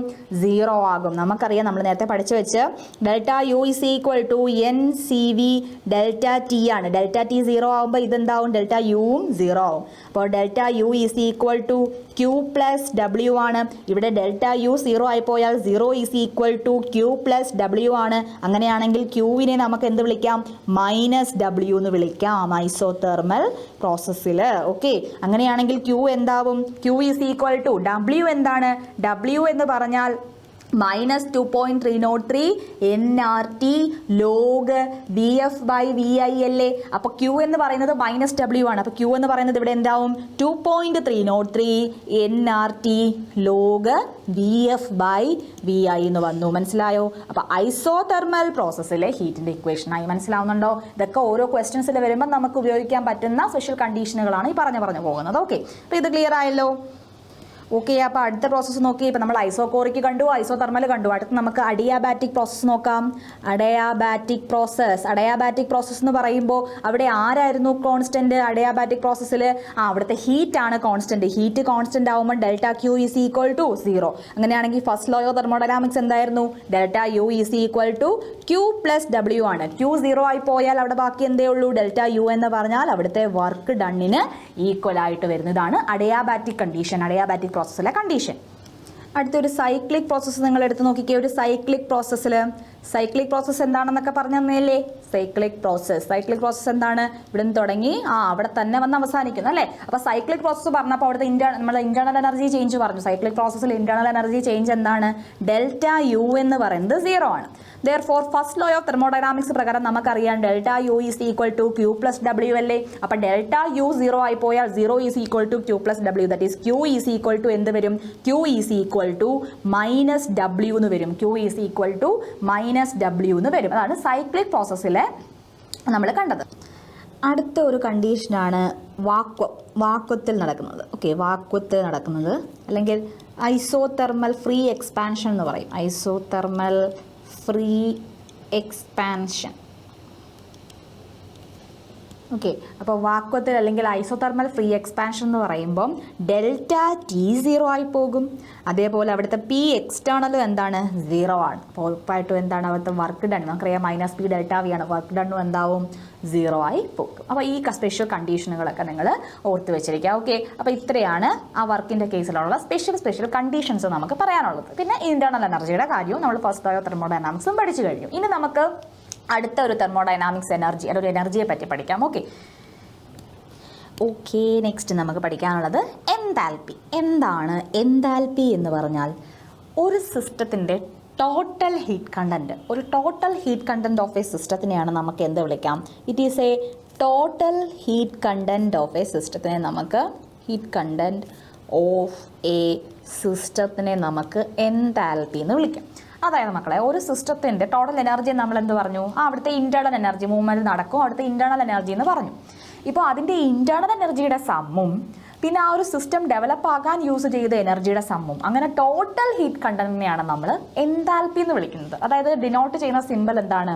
എച്ച് ആണ് അല്ലേ, ക്യാപിറ്റൽ എച്ച്. അപ്പോൾ H is equal to internal energy plus അവിടുത്തെ ആ സിസ്റ്റത്തിൻ്റെ ഇന്റേണൽ എനർജിയും കൂടെ ആ സിസ്റ്റം എസ്റ്റാബ്ലിഷ് ആക്കാൻ എത്ര എനർജി എടുത്തു, അതായത് യു പ്ലസ് പി വി എന്ന് നമുക്ക് എഴുതാം. അപ്പോൾ enthalpy is equal to the sum of internal energy and the product of pressure and volume എന്ന് നമുക്ക് പറയാൻ പറ്റും. So total heat content and it is the sum of internal energy and product of pressure and volume. ഇനി ഈ enthalpy എന്ന് പറയുന്നത് ഒരു state function ആയിരുന്നോ ഒരു പാത്ത് ഫംഗ്ഷൻ ആയിരുന്നോ? It is a state function. നമ്മൾ എക്സാമ്പിളിൽ കണ്ടതാണ് അല്ലേ. It is a state function. And also ഇതൊരു എക്സ്റ്റൻസീവ് പ്രോപ്പർട്ടി ആണോ ഇതൊരു ഇന്റൻസീവ് പ്രോപ്പർട്ടി ആയിരുന്നോ? നമ്മൾ എക്സാമ്പിൾസിൽ പഠിച്ചതാണ്. എക്സ്റ്റൻസീവ് പ്രോപ്പർട്ടി ആണോ ഇന്റൻസീവ് പ്രോപ്പർട്ടി ആണോ നമുക്കറിയാം അല്ലേ. It is an extensive property. ഒരു എക്സ്റ്റൻസീവ് പ്രോപ്പർട്ടിയാണ്. ദറ്റ് ഈസ് എമൗണ്ട് ഓഫ് പാർട്ടിക്കിൾസിനെ ഡിപ്പെൻഡ് ചെയ്യുന്ന ആളാണ് അല്ലേ. ഓക്കെ, അപ്പോൾ എൻതാൽപ്പി എന്ന് പറഞ്ഞാൽ H is equal to U plus P V ആണ്. ഇനി ചേഞ്ച് ഇൻ എൻതാൽപ്പി എന്തായിരിക്കും? Change in enthalpy that is delta H is equal to, നമുക്ക് എങ്ങനെ എഴുതാം? Delta H is equal to delta U plus P delta V എന്ന് എഴുതാം അല്ലേ. അപ്പം ഇതൊരു ഇക്വേഷനാണ്. അതേപോലെ വരുന്ന വേറൊരു ഇക്വേഷനാണ് ഈ enthalpy change of a chemical reaction. Enthalpy change of a chemical reaction എന്ന് പറയുന്നത് heat absorbed or evolved at constant പ്രഷറാണ്. That is delta H is equal to Q P. This is the significance of delta H. ഈ ഒരു equation ഓർത്ത് വെച്ചിരിക്കണം. This is the significance of delta H എന്ന് പറഞ്ഞാൽ നിങ്ങളുടെ NCERT കിടക്കുന്നതാണ്, board എക്സാംസിലൊക്കെ ചോദിക്കുന്നതുമാണ്. Okay, significance of delta H is equal to delta H is equal to എന്താണ്? Q P. That is constant പ്രഷറിൽ ഹീറ്റ് ഇവോൾവ്ഡിനോ അബ്സോർബ്ഡിനോ ഈക്വൽ ആയിരിക്കും അവിടുത്തെ എൻതാൽപ്പി ചേഞ്ച് എന്ന് പറയുന്നത്. ഓക്കെ, ഇതാണ് എൻതാൽപ്പിയിൽ പറയാനുള്ളത്. ഓക്കെ, ഇതിനെ മറ്റൊരു രീതിയിൽ എഴുതാം. നമുക്കറിയാം ഡെൽറ്റ എച്ച് എന്ന് പറഞ്ഞാൽ ക്യൂ പി ആണെങ്കിൽ, ക്യൂ പി എന്ന് പറഞ്ഞാൽ എന്താണ്? NCP ഡെൽറ്റ ടി അല്ലേ. NCP ഡെൽറ്റ ടി അല്ലേ. ഇതിൽ നിന്നും Q P is equal to NCP delta T ആണെങ്കിൽ CP is equal to Q P by N delta T എന്നും ഒരു ഇക്വേഷൻ നമുക്ക് എഴുതാനായിട്ട് പറ്റും. ക്ലിയർ ആയോ? ഓക്കെ ആണോ? ഓക്കെ, ഇനി അടുത്തൊരു കണ്ടീഷൻ, ഐഡിയൽ ഗ്യാസിൻ്റെ കണ്ടീഷൻ നമ്മൾ എടുക്കുകയാണ്. ഐഡിയൽ ഗ്യാസ് എന്ന് പറയുമ്പോൾ PV ഈസ് ഈക്വൽ ടു എന്താണ്? PV is equal to nRT ആണ്. അപ്പോൾ ഇവിടെ നമ്മുടെ ഇക്വേഷൻ വന്നിരിക്കുന്നത് delta H is equal to delta U plus P delta V എന്നാണ്. അതായത് ഇവിടെ delta P V is equal to delta NRT എന്ന് കൊടുക്കാം. അതായത് P delta V is equal to delta NRT. അപ്പോൾ ഈ ഇക്വേഷനെ നമ്മൾ ഇട്ട് കൊടുക്കുമ്പോൾ നമുക്ക് ഇങ്ങനെ കിട്ടില്ലേ. അതായത് delta H is equal to delta U plus P delta V പകരം നമുക്ക് എന്ത് ചെയ്യാം? അപ്പോൾ delta H is equal to delta U plus delta N G R T. ഇനി ആ ജി എന്ന് പറയുന്നത് നമ്മൾ ഉദ്ദേശിക്കുന്നത് എന്തിനാണ്? ഓക്കെ, ഗേഷ്യസ് ഫേസിലുള്ളവരുടെ മാത്രമേ നമ്മൾ കൺസിഡർ ചെയ്യത്തുള്ളൂ അല്ലേ. അപ്പോൾ delta N change in number of moles ആണ് ഈ ഡെൽറ്റ എൻ എന്നുകൊണ്ട് ഉദ്ദേശിക്കുന്നത് അല്ലേ. അപ്പോൾ ആ change in number of moles കണ്ടുപിടിക്കാൻ നമ്മൾ എന്ത് ചെയ്യണം? പ്രോഡക്റ്റിൻ്റെ നമ്പർ ഓഫ് മോൾസ് മൈനസ്, അതായത് delta N is equal to N P minus N R. പ്രൊഡക്റ്റിൻ്റെ change in number of moles minus റിയാക്ടറിൻ്റെ നമ്പർ ഓഫ് മോൾസ്. അത് ഗേഷ്യസ് ഫേസിൽ മാത്രമേ നമ്മൾ കൺസിഡർ ചെയ്യത്തുള്ളൂ. അങ്ങനെയാണ് നമ്മൾ ഡെൽറ്റ എൻ ജി എന്ന് ഇവിടെ കൊടുത്തിരിക്കുന്നത്. ഓക്കെ, അപ്പോൾ എൻതാൽപ്പി കണ്ടുപിടിക്കാൻ 2 ഇക്വേഷൻസ് കിട്ടി അല്ലേ. Delta H is equal to delta U plus P delta വിയും അതേപോലെ delta H is equal to delta U plus delta N G R T. ആ എൻ ജി എന്ന് പറഞ്ഞാൽ എന്താണെന്ന് മനസ്സിലായല്ലോ? Change in number of moles. Change in number of moles എന്ന് വെച്ചാൽ change in number of moles of product minus reactant. Okay ആണല്ലോ. അപ്പോൾ ഇത്രയാണ് അവിടെ പഠിക്കാനുള്ളത്. ഓക്കെ, ഇനി നമുക്ക് ക്വസ്റ്റ്യൻ ചെയ്യുമ്പോഴൊക്കെ കുറച്ച് കൺവേർഷൻസ് ഒക്കെ വരും. ചിലപ്പോൾ നമുക്ക് ലിറ്റർ ATMലായിരിക്കും അതിനെ നമ്മൾ ജൂളിലോട്ടൊക്കെ മാറ്റണം. അപ്പോൾ നിങ്ങൾ ഓർത്തിരിക്കേണ്ട കുറച്ച് പോയിന്റ്സ് ആണ്. ഒരു ലിറ്റർ ATM എന്ന് പറഞ്ഞാൽ 101.3 ജൂളാണ്. അതേപോലെ 1 ലിറ്റർ ബാർ എന്ന് പറഞ്ഞാൽ 100 ജൂളാണ്. 1 കലോറി എന്ന് പറഞ്ഞാൽ 4.18 ജൂളാണ്. അപ്പോൾ ഇതൊക്കെ നമുക്ക് ഓരോ മാത്തമാറ്റിക്സ് നമുക്ക് ക്വസ്റ്റ്യൻ ചെയ്യാൻ അറിയാം, നമ്മൾ ആൻസർ കണ്ടുപിടിച്ചു. പക്ഷേ അതിൻ്റെ കൺവേർഷൻ കൃത്യമായിട്ടല്ലെങ്കിൽ നമുക്ക് തെറ്റില്ലേ. സോ ഈ കൺവേർഷൻസ് ഒക്കെ നിങ്ങൾ പഠിച്ചു വെച്ചേക്കുക. കാരണം നമുക്ക് ചില ക്വസ്റ്റ്യൻസിൽ ചിലപ്പോൾ ലിറ്റർ ATMത്തിലായിരിക്കും, ചിലപ്പം ജൂളിലായിരിക്കും. അപ്പോൾ നിങ്ങൾ കൺവേർഷൻ കറക്റ്റായിട്ട് ചെയ്യണം. എന്നാൽ മാത്രമേ നമുക്ക് ഉത്തരം കിട്ടുള്ളൂ. നമുക്ക് ഇക്വേഷൻസ് ഒക്കെ അറിയാം, അപ്ലൈ ചെയ്ത് ആൻസർ കണ്ടുപിടിക്കാൻ അറിയാം എന്ന് പറഞ്ഞുകൊണ്ടായില്ലല്ലോ. നമുക്ക് കറക്റ്റായിട്ട് ആ കൺവേർഷൻസും കൂടി അറിഞ്ഞിരുന്നാലേ ഓപ്ഷൻസ് കറക്റ്റായിട്ട് നിങ്ങൾക്ക് മാർക്ക് ചെയ്യാനായിട്ട് പറ്റുള്ളൂ. സോ ആ ഒരു കൺവേർഷൻ എങ്ങനെയൊക്കെയാണെന്നുള്ളത് കൂടി ഒന്ന് നോക്കി വെച്ചിരിക്കുക. ഓക്കെ, അപ്പോൾ നമ്മൾ ഒരു സെക്ഷൻ നമ്മൾ ഫിനിഷ് ചെയ്തു. ഇനി ലോസ് തന്നെ കണ്ടിന്യൂ ചെയ്തുകൊണ്ടിരിക്കുക അല്ലേ. നമ്മൾ ഫസ്റ്റ് നമ്മൾ ഈ ചാപ്റ്ററിൽ എന്തൊക്കെയാണ് പഠിക്കാനുള്ളതെന്ന് നോക്കിയപ്പോൾ അവിടെ ലോസ് പറഞ്ഞായിരുന്നു. അതിൽ ഫസ്റ്റ് ലോയെ ബന്ധപ്പെട്ടിട്ടുള്ള കാര്യങ്ങളെല്ലാം തന്നെ നമ്മൾ പഠിച്ചു കഴിഞ്ഞു. അപ്പോൾ ഫസ്റ്റ് ലോ ആണ് ഏറ്റവും ഇമ്പോർട്ടൻ്റ് ആയിട്ട് വരുന്നത്. ഇനി അടുത്ത വരുന്നത് എന്താണ്? സെക്കൻഡ് ലോ ഓഫ് തെർമോഡൈനാമിക്സ് എന്നുള്ളതാണ്. അപ്പോൾ അവിടെയാണ് ഈ സ്പോണ്ടേനിയസ് പ്രോസസ്സ്. അപ്പോൾ അതിലോട്ട് കയറുന്നതിന് മുമ്പ് എന്താണ് ഒരു സ്പോണ്ടേനിയസ് പ്രോസസ്സ് എന്ന് പറയുന്നത്? ഒരു പ്രോസസ്സ് സ്പോണ്ടേനിയസ് ആണെന്ന് പറഞ്ഞാൽ അതിൻ്റെ അർത്ഥം എന്താണ്? വേറൊരു എക്സ്റ്റേണൽ ഏജൻസിയുടെ സഹായമില്ലാതെ സ്വാഭാവികമായിട്ട് നടക്കുന്ന റിയാക്ഷൻസ്, യാതൊരു എക്സ്റ്റേണൽ എനർജിയോ എക്സ്റ്റേണൽ ഫോഴ്സോ അവിടെ കൊടുക്കുന്നില്ല. നോർമലി ആ റിയാക്ഷൻ അങ്ങ് നടന്നോളും. അത്തരത്തിലുള്ള റിയാക്ഷൻ, അത്തരത്തിലുള്ള പ്രോസസ്സുകളെയാണ് നമ്മൾ സ്പോണ്ടേനിയസ് പ്രോസസ്സ് എന്ന് പറയുന്നത്. അപ്പം നോൺ സ്പോണ്ടേനിയസ് പ്രോസസ്സ് എന്ന് പറഞ്ഞാൽ എന്താണ്? അവിടെ ഒരു എക്സ്റ്റേണൽ ഏജൻസിയുടെ ഹെൽപ്പ് വേണം, അല്ലെ ഒരു എക്സ്റ്റേണൽ എനർജി നമ്മൾ കൊടുക്കണം. അത്തരത്തിലുള്ള റിയാക്ഷൻസിനെയാണ് നമ്മൾ, അല്ലെങ്കിൽ അത്തരത്തിലുള്ള പ്രോസസ്സുകളാണ് നോൺ സ്പോണ്ടേനിയസ് പ്രോസസ്സ് എന്ന് പറയുന്നത്. അപ്പോൾ ഇതിൽ നിന്നും ഒരു പ്രോസസ്സ് സ്പോണ്ടേനിയസ് ആണോ നമ്മൾ നോക്കാൻ പോവുകയാണ് അടുത്ത സെക്കൻഡ് ലോ ഓഫ് തെർമോഡൈനാമിക്സ് പ്രകാരം ഏതൊക്കെ പ്രോസസ്സാണ് സ്പോണ്ടേനിയസ് എന്നും ഏതൊക്കെയാണ് നോൺ സ്പോണ്ടേനിയസ് എന്നും ആ സ്പോണ്ടേനിയസ് ആകാനുള്ള ക്രൈറ്റീരിയാസ് ഒക്കെ നമ്മൾ ഇനി ചെക്ക് ചെയ്യാൻ പോവുകയാണ്. ഓക്കെ, അപ്പോൾ സെക്കൻഡ് ലോ ഓഫ് തെർമോഡൈനാമിക്സ് പറയുന്നത് ഒരു യൂണിവേഴ്സിൻ്റെ എൻട്രോപ്പി എന്ന് പറയുന്നത് എപ്പോഴും ഇൻക്രീസ് ചെയ്തുകൊണ്ടിരിക്കും ഒരു സ്പോണ്ടേനിയസ് പ്രോസസ്സിന്. That is entropy of universe always increases for every spontaneous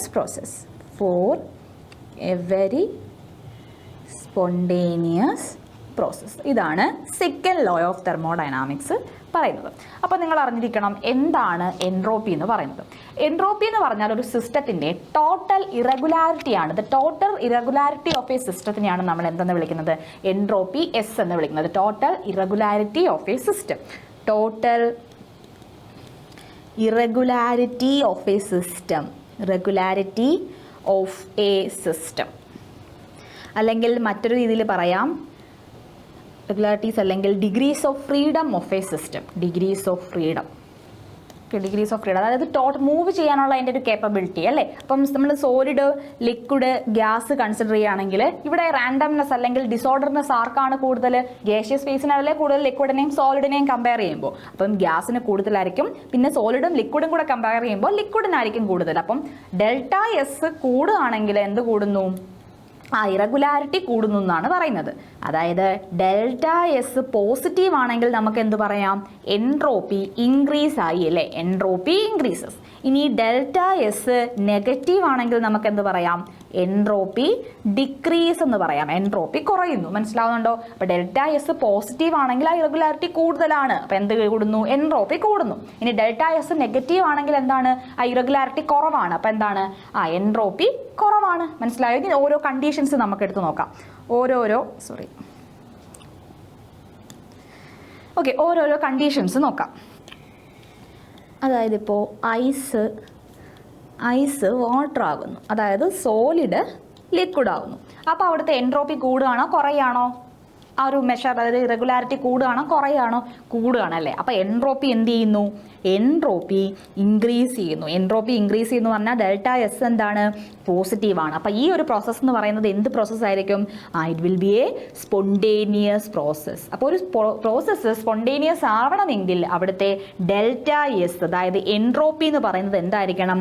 positive ആയിരിക്കണം. ഇതാണ് സ്പോണ്ടേനിറ്റിയുടെ ഒരു കണ്ടീഷൻ എന്ന് പറയുന്നത്. മനസ്സിലാവുന്നുണ്ടോ? അപ്പോൾ ഇപ്പോൾ ഗ്യാസ് ആ ഫേസ് ചേഞ്ച് വെച്ചിട്ട് നമ്മൾ എൻട്രോപ്പി കൂടുകയാണോ കുറയാണോ എന്ന് പറഞ്ഞു. ഇനി എല്ലാം ഒരു റിയാക്ഷനിൽ എല്ലാം ഗേഷ്യസ് ഫേസിലാണെന്ന് ഇരിക്കട്ടെ. അതായത് ഇപ്പം എല്ലാം ഒരേ ഫേസിലൊരു റിയാക്ഷൻ നമ്മൾ എടുക്കുകയാണ്. N2 + 3H2 gives 2NH3. ഈ ഒരു റിയാക്ഷൻ നമ്മൾ കൺസിഡർ ചെയ്യുകയാണ്.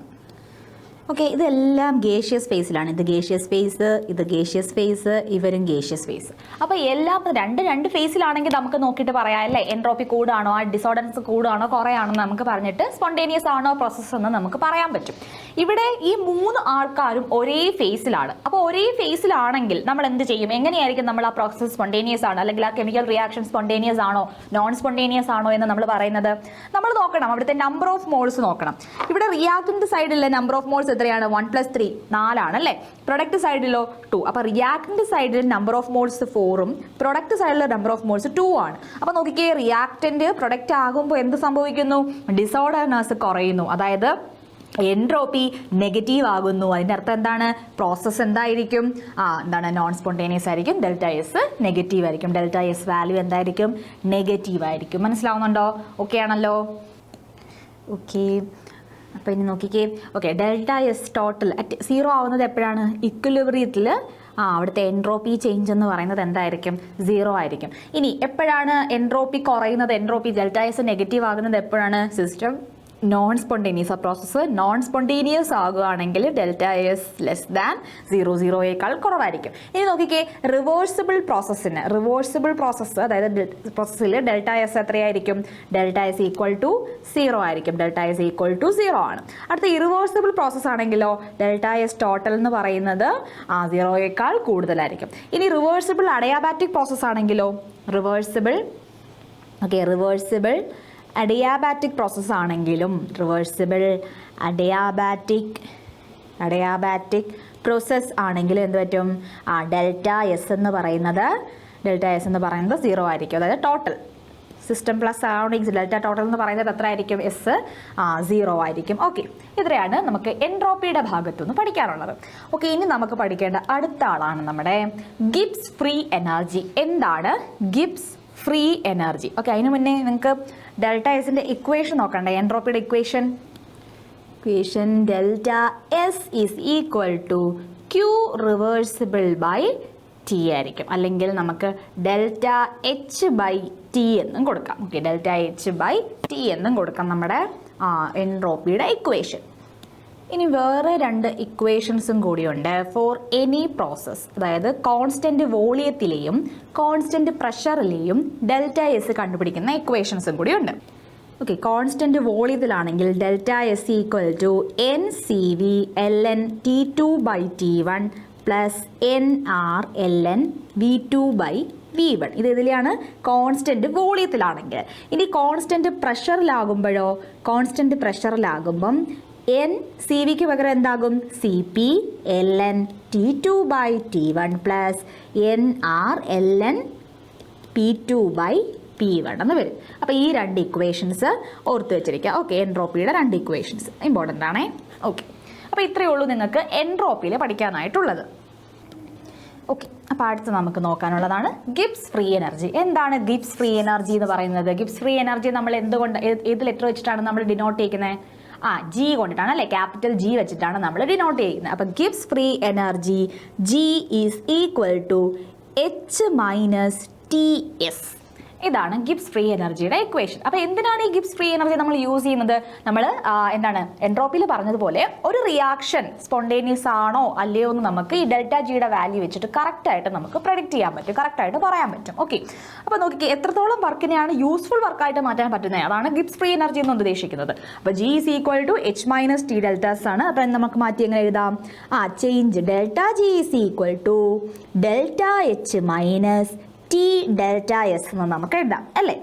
ഇത് ഈ ഡെൽറ്റ എച്ചിന്റെ ഇക്വേഷൻ നമുക്ക് അറിയത്തില്ലേ? അപ്പോൾ ഡെൽറ്റ എച്ച് എന്ന് പറഞ്ഞാൽ എന്തായിരുന്നു? Delta U plus delta N G R T അല്ലായിരുന്നോ? അപ്പോൾ അത് ഇക്വേഷൻ ഇങ്ങോട്ട് കൊണ്ടുവരുമ്പോൾ delta G is equal to delta U plus delta N G R T minus T delta S എന്ന് നമുക്ക് വേറൊരു ഇക്വേഷനും ഗിബ്സ് എനർജിക്ക് കിട്ടും. അപ്പോൾ ഗിബ്സ് എനർജിയുടെ ഈ ഇക്വേഷൻസ് എല്ലാം ഓർത്ത് വെച്ചിരിക്കാം. ഇനി ഈ ഗിബ്സ് എനർജി എന്ന് പറഞ്ഞാൽ എന്ത് ഫംഗ്ഷൻ ആണ്? സ്റ്റേറ്റ് ഫംഗ്ഷൻ ആണോ പാത്ത് ഫംഗ്ഷൻ ആണോ? നമുക്കറിയാം, നമ്മൾ എക്സാമ്പിൾസിൽ കണ്ടതാണ്, സ്റ്റേറ്റ് ഫംഗ്ഷൻ ആണ്. That means it depend only on the initial and final state of the process. ഇനി ഇതൊരു എക്സ്റ്റെൻസീവ് പ്രോപ്പർട്ടി ആണോ ഇന്റൻസീവ് പ്രോപ്പർട്ടി ആണോ? അതും നമ്മൾ എക്സാമ്പിൾസിൽ കണ്ടതാണ്. Gibbs free energy is an extensive property, which means extensive property എന്ന് പറഞ്ഞാൽ എന്താണ്? അവിടെ എന്താണ് എമൗണ്ട് ഓഫ് പാർട്ടിക്കിൾസിനെ അല്ലെങ്കിൽ എമൗണ്ട് ഓഫ് മാറ്ററിനെ അല്ലെങ്കിൽ ക്വാണ്ടിറ്റിയെ സൈസിനെ എന്ത് ചെയ്യുന്നുണ്ട്? ഡിപ്പെൻഡ് ചെയ്യുന്ന ആളാണ് നമ്മുടെ ഗിബ്സ് ഫ്രീ എനർജി എന്ന് പറയുന്നത്. അതുകൊണ്ട് ഗിബ്സ് ഫ്രീ എനർജി എന്ന് പറഞ്ഞാൽ എന്താണ്? ഗിബ്സ് ഫ്രീ എനർജി എന്ന് പറഞ്ഞാൽ എക്സ്റ്റെൻസീവ് പ്രോപ്പർട്ടിയാണ്. ഇനി നമ്മൾ പറഞ്ഞു ഇത് ഒരു പ്രോസസ്സ് സ്പോണ്ടേനിയസ് ആണോ നോൺ സ്പോണ്ടേനിയസ് ആണോ എന്ന് പറയാനാണ് നമ്മൾ ഡെൽറ്റ ജി വാല്യൂ നോക്കുന്നത്. ഇപ്പോൾ ഡെൽറ്റ എസിന്റെ വാല്യൂ നമ്മൾ കണ്ടു. ഡെൽറ്റ എസ് പോസിറ്റീവ് ആണെങ്കിൽ ആ പ്രോസസ്സ് സ്പോണ്ടേനിയസ് ആണ്. ഡെൽറ്റ എസ് നെഗറ്റീവ് ആകുമ്പോൾ ആ പ്രോസസ്സ് നോൺ സ്പോണ്ടേനിയസ് ആണ്. ഇനി ഡെൽറ്റ ജിയുടെ വാല്യൂ നമ്മൾ പറയുമ്പോൾ ഡെൽറ്റ ജി വാല്യൂ നെഗറ്റീവ് ആകുമ്പോഴാണ് ആ ഒരു പ്രോസസ്സ് സ്പോണ്ടേനിയസ് പ്രോസസ്സ് ആകുന്നത്. ഡെൽറ്റ ജി വാല്യൂ നെഗറ്റീവ് ആകുമ്പോൾ. ഇനി ഡെൽറ്റ ജി വാല്യൂ പോസിറ്റീവ് ആകുമ്പോൾ ആ റിയാക്ഷൻ എന്താകും? നോൺ സ്പോണ്ടേനിയസ് ആകും. നോൺ സ്പോണ്ടേനിയസ് പ്രോസസ് ആകും. ഓക്കെ, നോൺ സ്പോണ്ടേനിയസ് ആകും. ഇങ്ങനെയാണ് നമ്മൾ ഡെൽറ്റ ജി വാല്യൂ വെച്ചിട്ട് സ്പോണ്ടേനിറ്റിയെ പറ്റി പറയുന്നത്. ഓക്കെ, ക്ലിയർ ആയല്ലോ? ഓക്കെ, അടുത്ത് നമുക്ക് നോക്കാനുള്ളത്, ഓക്കെ നമ്മൾ ഫസ്റ്റ് ലോ കണ്ടു, സെക്കൻഡ് ലോ കണ്ടു, ഇനി third law of thermodynamics. Okay, third law of thermodynamics എന്താണ് തേർഡ് ലോ പറയുന്നത്? The entropy of any perfectly crystalline substance is zero at absolute zero temperature. അതായത് ഇത് പറയുന്നത് എന്താണെന്ന് വെച്ചാൽ അറ്റ് സീറോ കെൽവിനിൽ അവിടുത്തെ ഡെൽറ്റ എസ് എന്ന് പറയുന്നത് എത്രയായിരിക്കും? പെർഫെക്റ്റ്ലി ക്രിസ്റ്റലൈൻ സബ്സ്റ്റൻസിൻ്റെ എസ് എന്ന് പറയുന്നത് എന്തായിരിക്കും? 0 ആയിരിക്കും. മനസ്സിലായോ? ഓക്കെ, ഇതാണ് തേർഡ് ലോ ഓഫ് തെർമോഡൈനാമിക്സ് പറയുന്നത്. ഓക്കെ, അപ്പോൾ തേർഡ് ലോയും പഠിച്ചു. ഇനി നമുക്ക് നോക്കാനുള്ളത് സ്പോണ്ടേനിയസ് ആകുന്നതിൻ്റെ കുറച്ച് കണ്ടീഷൻസ്. ഇപ്പോൾ ഡെൽറ്റ എസിൻ്റെ നമ്മൾ പഠിച്ചു, ഡെൽറ്റ ജിയുടെയും പഠിച്ചു. അത് വെച്ചിട്ട് ഒരു പ്രോസസ്സ് സ്പോണ്ടേനിയസ് ആണോ അല്ലയോ എന്ന് നമുക്കിനി എങ്ങനെ പറയാൻ പറ്റും? ഓക്കെ, സെക്കൻഡ് ലോയിൽ നമ്മൾ പറഞ്ഞായിരുന്നു. സെക്കൻഡ് ലോയിലൊക്കെ നോക്കിക്കേ, നമ്മൾ സെക്കൻഡ് ലോയിൽ എന്താ പഠിച്ചേ?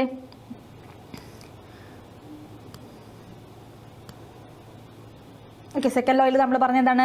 Entropy of universe always increases for every spontaneous process. എല്ലാ സ്പോണ്ടേനിയസ് പ്രോസസ്സിനും എൻട്രോപ്പി എന്ത് ചെയ്തുകൊണ്ടിരിക്കും? Entropy will always increases. Entropy എപ്പോഴും ഡെൽറ്റ എസ് എപ്പോഴും എന്തായിരിക്കണം? പോസിറ്റീവ് ആയിരിക്കണം അല്ലേ? പോസിറ്റീവ് ആയിരിക്കണം ഡെൽറ്റ എസിന്റെ വാല്യൂ ആണ് നമ്മൾ സെക്കൻഡ് ലോയിൽ പറഞ്ഞത്. അപ്പോൾ സെക്കൻഡ് ലോ പ്രകാരം നമ്മൾ 3 സ്പോണ്ടേനിയസ് ആകണം എന്നുള്ള 3 കണ്ടീഷൻസ് നമ്മൾ പറഞ്ഞു. എൻട്രോപ്പിയുടെ കേസ് വെച്ച് പറഞ്ഞു, നമ്മൾ ഗിബ്സ് എനർജിയുടെ കേസ് വെച്ച് പറഞ്ഞു, ഇനി ടെമ്പറേച്ചറും ഡിപ്പെൻഡ് ചെയ്യും. ഇവിടെ നമ്മൾ ഗിബ്സ് എനർജിയുടെ ഇക്വേഷൻ നിങ്ങൾ കണ്ടോ? ഗിബ്സ് എനർജി ജിയുടെ ഇക്വേഷൻ എന്തായിരുന്നു? G is equal to delta G is equal to delta H minus T delta S. അപ്പോൾ അവിടെ എൻതാൽപ്പിയും വരുന്നുണ്ട്, എൻട്രോപ്പിയും വരുന്നുണ്ട്, ടെമ്പറേച്ചറും വരുന്നുണ്ട്. ഓക്കെ, ഇനി എന്നിങ്ങനെയൊക്കെയാണ് നമ്മളൊരു സ്പോണ്ടേനിയസ്, ഈ ഒരു പ്രോസസ്സ് സ്പോണ്ടേനിയസ് ആണ് അല്ലെങ്കിൽ ഈ ഒരു റിയാക്ഷൻ സ്പോണ്ടേനിയസ് ആകുന്നത് എന്ന് പറയുന്നതിനുള്ള കണ്ടീഷൻസ് നമുക്ക് കുറച്ച് പഠിക്കണം. ഓക്കെ, അപ്പം നോക്കിക്കേ, ഇനി delta H negative, delta S positive, അങ്ങനെയാണെങ്കിൽ ഡെൽറ്റ ജി വാല്യൂ എന്തായിരിക്കും? ഡെൽറ്റ എച്ച് നെഗറ്റീവ്, നമുക്ക് ഇക്വേഷൻ ഇട്ട് നോക്കിയാൽ മതി. Delta G is equal to delta H minus T delta S ആണല്ലോ. അപ്പോൾ ഡെൽറ്റ എച്ച് വാല്യൂ നെഗറ്റീവ് ആണ്, ഇനി എസ് വാല്യൂ എന്ന് പറയുന്നത് പോസിറ്റീവ് ആണ്. അപ്പോൾ ഡെൽറ്റ ജി വാല്യൂ എന്തായിരിക്കും? ഡെൽറ്റ ജി വാല്യൂ എന്ന് പറയുന്നത് നെഗറ്റീവ് ആയിരിക്കും, ഓൾവേസ് നെഗറ്റീവ് ആയിരിക്കും. ഇനി അടുത്ത കണ്ടീഷൻ നോക്കി, ഇത് ഒന്നാമത്തെ കണ്ടീഷൻ. ഇനി രണ്ടാമത്തെ കണ്ടീഷൻ നോക്കിക്കേ, delta H value positive, delta S value negative. അതായത് delta H positive, S value negative. അപ്പോൾ എന്തായിരിക്കും? ഡെൽറ്റ ജി എന്ന് പറയുന്നത് delta H minus T delta S ആണ്. അപ്പോൾ ഓൾവേസ് അത് പോസിറ്റീവ് ആയിരിക്കും, ഓൾവേസ് പോസിറ്റീവ് ആയിരിക്കും. ഇനി അടുത്ത മൂന്നാമത്തെ കണ്ടീഷൻ നോക്കിക്കേ, delta H value positive, delta S വാല്യൂവും പോസിറ്റീവ്. നോക്കിക്കേ, ഡെൽറ്റ എച്ച് പോസിറ്റീവ്, ഡെൽറ്റ എസും പോസിറ്റീവ്. അപ്പം നമ്മൾ ടി നോക്കണം. അപ്പം ഇത് നെഗറ്റീവ് ആയിരിക്കും, പക്ഷെ ഹൈ ടെമ്പറേച്ചറിൽ നെഗറ്റീവ് ആയിരിക്കും. Negative but at high temperature, negative ആയിരിക്കും, ബട്ട് ഹൈ ടെമ്പറേച്ചറിലാണ് നെഗറ്റീവ് ആകുന്നത്. ഓക്കെ, അടുത്ത നോക്കിക്കേ, നാലാമത്തെ condition, delta H value negative ആണ്, ഡെൽറ്റ എസ് വാല്യൂ നെഗറ്റീവ് ആണ്. അപ്പോൾ ഡെൽറ്റ ജി എന്ന് പറയുന്നത് എന്തായിരിക്കും? നെഗറ്റീവ് ആയിരിക്കും, ബട്ട് ലോ ടെമ്പറേച്ചറിൽ നെഗറ്റീവ് ആയിരിക്കും. ലോ ടെമ്പറേച്ചറിൽ നെഗറ്റീവ് ആയിരിക്കും. മനസ്സിലാവുന്നുണ്ടോ? ഓക്കെ ആണേ? ഓക്കെ. അപ്പോൾ ഇത്രയായപ്പോൾ ഇവിടം വരെ ആയപ്പോൾ നമ്മുടെ തെർമോഡൈനാമിക്സ് എന്നുള്ള ഒരു പോർഷൻ നമ്മൾ വൈൻഡ് അപ്പ് ആയി. ഓക്കെ, ഇനി നമുക്ക് ഈ ചാപ്റ്ററിൽ വരുന്ന തെർമോ കെമിസ്ട്രി എന്ന് പറയുന്ന സെക്ഷനാണ്. Okay, thermo chemistry. ഓക്കെ, അവിടെയാണ് നമ്മൾ റിയാക്ഷൻ എൻതാൽപ്പി, പല ടൈപ്പ് ഓഫ് എൻതാൽപ്പീസിനെ പറ്റിയിട്ടൊക്കെ പഠിക്കുന്നത് ഈ തെർമോ കെമിസ്ട്രി എന്ന് പറയുന്ന സെക്ഷനിലാണ്. അപ്പോൾ നമുക്ക് അതെന്താണെന്ന് ഓരോന്നോരോന്നായിട്ട് നോക്കാം. ഫസ്റ്റ് നമുക്ക് എന്താണ് റിയാക്ഷൻ എൻതാൽപ്പി എന്ന് നോക്കാം. കുറേ ടൈപ്പ് ഓഫ് എൻതാൽപ്പിയുടെ ടൈപ്പ് നമ്മളിവിടെ പഠിക്കുന്നുണ്ട്. അതിൽ ഒന്നാമത് നമുക്ക് നോക്കേണ്ടത് എന്താണ് റിയാക്ഷൻ എൻതാൽപ്പി എന്ന് നോക്കാം. Reaction enthalpy. അപ്പം എൻതാൽപ്പി എന്ന് പറഞ്ഞാൽ എന്താണെന്ന് നിങ്ങൾക്ക് അറിയാം. എന്തായിരുന്നു എൻതാൽപ്പി എന്ന് പറയുന്നത്? Total heat content of a system. Delta H കൊണ്ടാണ് നമ്മൾ ഡിനോട്ട് ചെയ്യുന്നത്. ഇതിനെ നമുക്ക് ഡെൽറ്റ ഒരു സഫിക്സ് ആയിട്ട് ആറ് കൊടുക്കാം.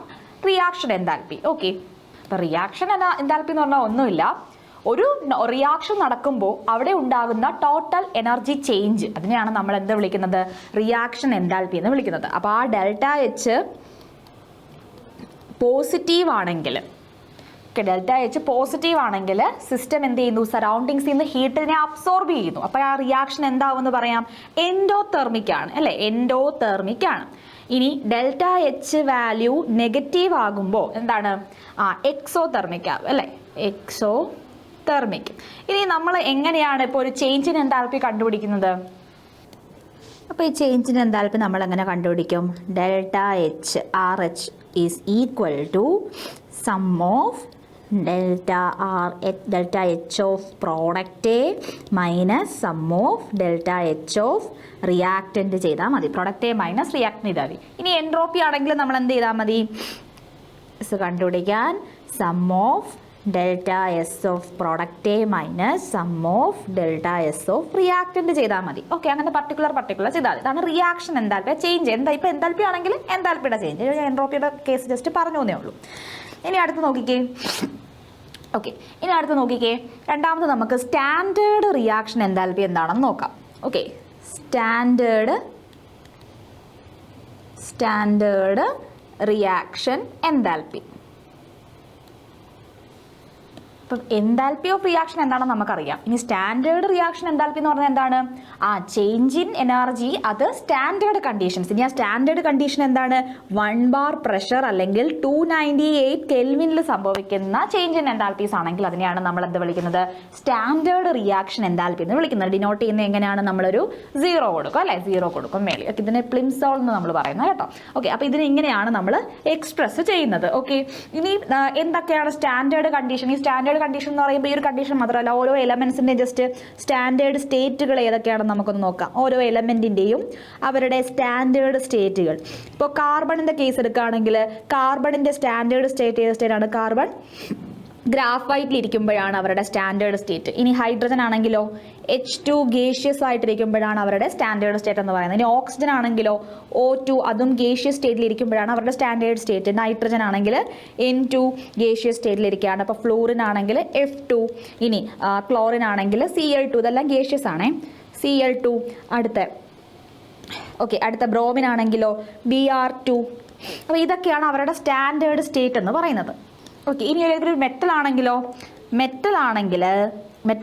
അവരുടെ സ്റ്റാൻഡേർഡ് സ്റ്റേറ്റ് എന്ന് പറയുന്നത് അവർ സോളിഡ് ആയിട്ടിരിക്കുകയാണ്. പക്ഷെ അവിടെ ഒരു എക്സെപ്ഷൻ ഉണ്ട്. ആർക്കാണ് എക്സെപ്ഷൻ?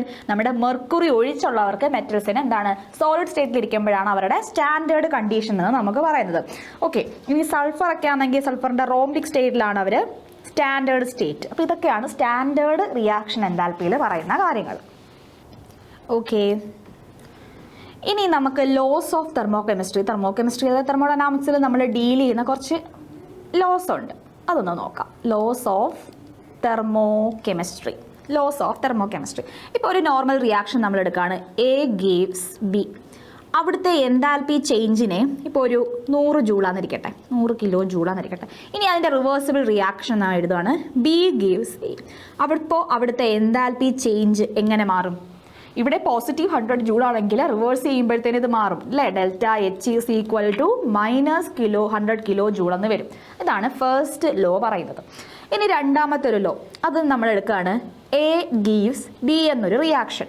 അവിടുത്തെ ഡെൽറ്റ എച്ച് എന്ന് പറയുന്നത് അതും +100 കിലോ ജൂൾ എന്നിരിക്കട്ടെ. അങ്ങനെയാണെങ്കിൽ ഈ റിയാക്ഷനെ ഞാനൊരു n മോൾസ് കൊണ്ട് മൾട്ടിപ്ലൈ ആണ്. That is N A gives n number of B. അങ്ങനെയാണെങ്കിൽ ഡെൽറ്റ എച്ചിന് എന്ത് ചേഞ്ച് വരും? നമ്മൾ ആ ഡെൽറ്റ എച്ചിനെയും ഈ n കൊണ്ട് മൾട്ടിപ്ലൈ ചെയ്യണം. അതായത് n ഇൻറ്റു +100 കിലോ ജൂൾ എന്ന് വരും. ഇനി മൂന്നാമത് നമ്മൾ പഠിച്ചിട്ടുള്ള റൂളാണ് അല്ലെങ്കിൽ ലോ ആണ് നമ്മുടെ ഹെസ്സസ് ലോ. ഓക്കെ, ഹെസ്സസ് ലോ പ്രകാരം നമ്മൾ പഠിച്ചിട്ടുള്ളത്, നമ്മളെങ്ങനെയാണ് ചെയ്തത്? ഇപ്പോൾ എ ഗീവ്സ് ബി ആണ്, അടുത്ത ബി ഗീവ്സ് സി ആണ്. അപ്പോൾ ഇതിൻ്റെ എൻതാൽപ്പി ചേഞ്ച് എന്ന് പറയുന്നത് ഇവിടെ ഒരു 100 കിലോ ജൂള്, ഇവിടുത്തെ എൻതാൽപ്പി ചേഞ്ച് ഒരു 200 കിലോ ജൂൾ എന്നിരിക്കട്ടെ. അങ്ങനെയാണെങ്കിൽ നമ്മൾ എങ്ങനെയാണ് എ ഗീവ്സ് സിയുടെ എൻതാൽപ്പി ചേഞ്ച് എത്രയാണെന്ന് നമുക്ക് പറയാൻ പറ്റും? ഇത് രണ്ടും കൂടെ നമ്മൾ ഇക്വേഷൻ നമ്പർ 1 ഇത് ഇക്വേഷൻ നമ്പർ 2 ആണെങ്കിൽ നമ്മൾ എന്ത് ചെയ്യും? 1 + 2 ചെയ്യും അല്ലേ? അപ്പോൾ ഇത് ആഡ് ചെയ്യുമ്പോഴത്തേന് നമുക്ക് എങ്ങനെ ഈ ബിയും ബിയും ക്യാൻസൽ ചെയ്തിട്ട് A is equal to C അല്ലേ കിട്ടുന്നത്. അപ്പോൾ എൻതാൽപ്പി ചേഞ്ച് എത്ര വരും? അവിടുത്തെ 300 കിലോ ജൂൾ എന്ന് വരും. മനസ്സിലായോ? ഇങ്ങനെയാണ് ലോസ് ഓഫ് തെർമോകെമിസ്ട്രി പറയുന്നത്. ഓക്കെ, ഈ 3 ലോസൊക്കെ ഓർത്ത് വെച്ചിരിക്കുക. ഓക്കെ, ഇനി നമുക്ക് ഡിഫറെൻറ്റ് ടൈപ്സ് ഓഫ് എൻതാൽപ്പീസ് പഠിക്കാനുണ്ട്. ഓക്കെ,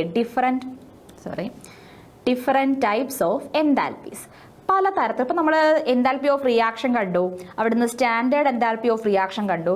ഇനി ഡിഫറെൻറ്റ് ടൈപ്സ് ഓഫ് എൻതാൽപ്പീസിലോട്ട് പോകാം. ഓക്കെ, ആദ്യം നമുക്ക് പഠിക്കാനുള്ളത് എൻതാൽപ്പി ഓഫ് ഫോർമേഷൻ. ഒരുപാട് ക്വസ്റ്റ്യൻ വരുന്ന ഒരു മേഖലയാണ് എൻതാൽപ്പി ഓഫ് ഫോർമേഷൻ.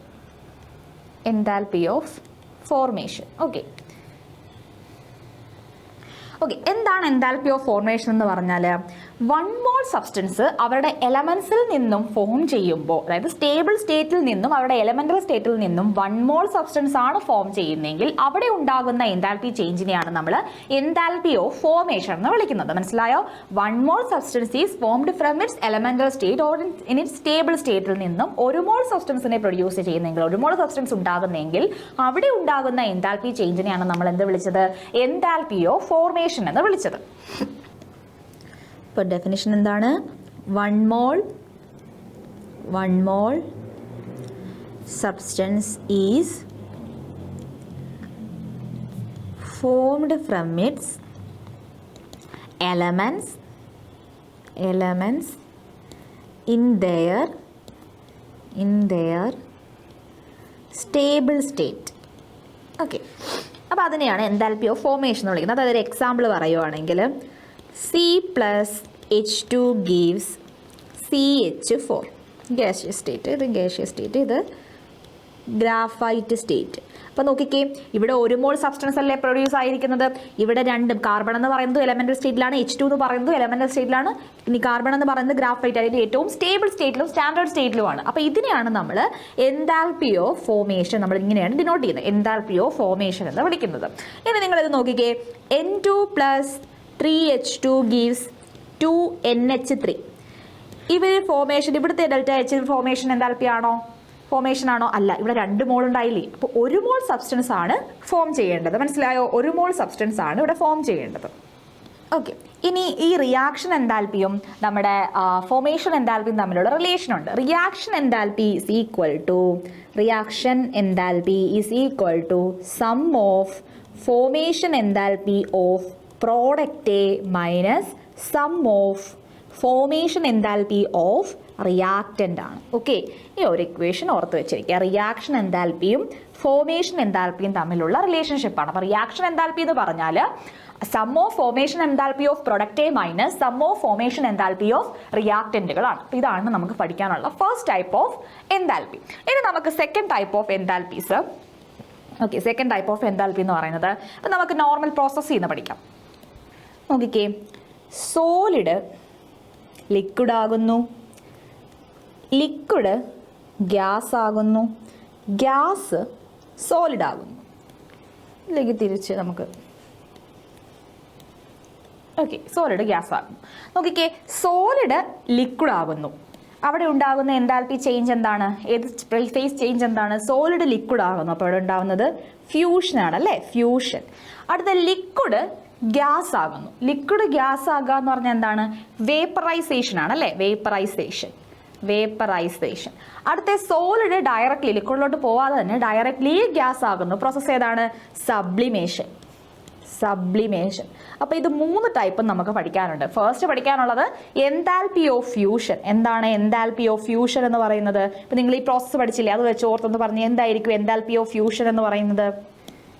എന്തായിരിക്കും എൻതാൽപ്പി ഓഫ് ഫ്യൂഷൻ? നമ്മൾ ഇങ്ങനെ ഡിനോട്ട് ചെയ്യുവേ, ΔFUS. Okay, enthalpy of fusion. Okay, അപ്പോൾ എന്താണ്? It is the energy change when 1 mole solid is converted to 1 mole liquid at standard condition. 1 mole സോളിഡിനെ 1 mole ലിക്വിഡ് ആക്കാൻ standard കണ്ടീഷനിൽ എത്രത്തോളം എനർജി ചേഞ്ച് അവിടെ നടക്കുന്നു അതിനെയാണ് നമ്മൾ എന്ത് വിളിക്കുന്നത്? എൻതാൽപ്പി ഓഫ് ഫ്യൂഷൻ എന്ന് വിളിക്കുന്നത്. അപ്പോൾ എന്താണ്? It is the energy change when 1 mole solid is converted to 1 mole liquid at standard condition. അതിനെയാണ് നമ്മൾ എൻതാൽപ്പി ഓഫ് ഫ്യൂഷൻ എന്ന് വിളിക്കുന്നത്. ഓക്കെ, അപ്പോൾ അങ്ങനെയാണെങ്കിൽ നിങ്ങൾ പറഞ്ഞ അടുത്ത പ്രോസസ്സ് ഏതാ? എൻതാൽപ്പി ഓഫ് വേപ്പറൈസേഷൻ ആണ്. എന്താണ് എൻതാൽപ്പി ഓഫ് വേപ്പറൈസേഷൻ എന്ന് പറഞ്ഞാൽ? എൻതാൽപ്പി ഓഫ് വേപ്പറൈസേഷൻ എന്ന് പറഞ്ഞാൽ എന്താണ്? നമ്മൾ എങ്ങനെ ഡിനോട്ട് ചെയ്യും? ΔVAPH അല്ലേ. അപ്പോൾ എന്താണ് എൻതാൽപ്പി ഓഫ് വേപ്പറൈസേഷൻ എന്ന് പറഞ്ഞാൽ? ആ പിക്ചർ നോക്കിയിട്ട് നിങ്ങൾക്ക് പറയാൻ പറ്റും അല്ലേ. 1 mole ലിക്വിഡ് 1 mole ഗ്യാസ് ആകാൻ എത്രത്തോളം എനർജി ചേഞ്ച് അവിടെ സംഭവിച്ചു അതിനെയാണ് നമ്മൾ എന്ത് വിളിക്കുന്നത്? Enthalpy of vaporisation. അങ്ങനെയാണെങ്കിൽ എൻതാൽപ്പി ഓഫ് സബ്ലിമേഷൻ എന്താണ്? 1 mole സോളിഡ് 1 mole ഗ്യാസ് ആകാൻ എത്രത്തോളം എനർജി ചേഞ്ച് അവിടെ ഉണ്ടായി എന്നുള്ളതിനെയാണ് നമ്മൾ എൻതാൽപ്പി ഓഫ് സബ്ലിമേഷൻ എന്ന് പറയുന്നത്. ഡിനോട്ട് ചെയ്യുന്നത് എങ്ങനെയാണ്? ΔSUBH എന്ന് നമ്മൾ പറയും. അപ്പം നമ്മൾ 3ാമത്തെ ടൈപ്പും കഴിഞ്ഞു. 4ാമത്തെ ടൈപ്പ് ഓഫ് ഇതും പറഞ്ഞു, എൻതാൽപ്പി ഓഫ് സബ്ലിമേഷനും കഴിഞ്ഞു. ഓക്കെ, അപ്പോൾ അതൊരു പിക്ചർ ഓർത്ത് വെച്ചിരുന്നാൽ ഇത് 3 നിങ്ങൾക്ക് കിട്ടും. അടുത്ത ടൈപ്പാണ് എൻതാൽപ്പി ഓഫ് കമ്പസ്റ്റൻ. കമ്പസ്റ്റൻ എന്ത് പ്രോസസ്സാണെന്നൊക്കെ നിങ്ങൾക്ക് അറിയാം അല്ലേ. എന്താണ്? ഓക്സിജനുമായിട്ടുള്ള റിയാക്ഷൻ ആണ്. അപ്പോൾ കമ്പസ്റ്റൻ, എൻതാൽപ്പി ഓഫ് കമ്പസ്റ്റൻ എന്ന് പറഞ്ഞാൽ 1 mole കോമ്പൗണ്ട് കംപ്ലീറ്റ്ലി എക്സസ് ആയിട്ടുള്ള ഓക്സിജനുമായിട്ട് കംപ്ലീറ്റ്ലി ബേൺ ആവുന്നു, കംപ്ലീറ്റ്ലി ഓക്സിഡേഷന് വിധേയമാകുന്നു. അത്തരത്തിലുള്ള അവിടെ ഉണ്ടാകുന്ന എനർജി ചേഞ്ചിനെയാണ് നമ്മൾ എൻതാൽപ്പി ഓഫ് കമ്പസ്റ്റൻ എന്ന് വിളിക്കുന്നത്. എൻതാൽപ്പി ഓഫ് കമ്പഷൻ എന്ന് നമ്മൾ വിളിക്കുന്നത്. അതായത് ഇപ്പോൾ C3H8 1 mole കോമ്പൗണ്ട് അല്ലേ, എക്സസ് ആയിട്ടുള്ള ഓക്സിജൻ 5O2 ആയിട്ട് റിയാക്ട് ചെയ്ത് കംപ്ലീറ്റ്ലി ഓക്സിഡൈസ് ചെയ്ത് നമുക്ക് എന്ത് കിട്ടുന്നു? 3CO2 + 4H2O നമുക്ക് കിട്ടുന്നു. അപ്പോൾ എക്സസ് ആയിട്ടുള്ള ഓക്സിജനുമായിട്ടുള്ള കംപ്ലീറ്റ്ലി റിയാക്ഷൻ ചെയ്യുന്ന, കംപ്ലീറ്റ്ലി ബേൺ ചെയ്യുന്നു. ആ പ്രോസസ്സിനെയാണ് നമ്മൾ എന്ത് വിളിക്കുന്നത്? എൻതാൽപ്പി ഓഫ് കമ്പഷൻ എന്ന് വിളിക്കുന്നത്. ഇനി റിയാക്ഷൻ എൻതാൽപ്പിയും ഈ കമ്പഷൻ എൻതാൽപ്പിയും തമ്മിലുള്ള റിലേഷൻഷിപ്പ് എന്താണ്? Reaction enthalpy is equal to sum of enthalpy of combustion of product minus sum of enthalpy of combustion of reactant ആയിരിക്കും. ഇതാണ് റിയാക്ഷൻ എൻതാൽപ്പിയും എൻതാൽപ്പി ഓഫ് കമ്പസ്റ്റനും തമ്മിലുള്ള റിലേഷൻഷിപ്പ് എന്ന് പറയുന്നത്. ക്ലിയർ ആയാലോ? ഇപ്പം നമ്മൾ 5 ടൈപ്പ് ഓഫ് എൻതാൽപ്പീസ് കഴിഞ്ഞു. ഓക്കെ, ഇനി അടുത്ത ടൈപ്പാണ്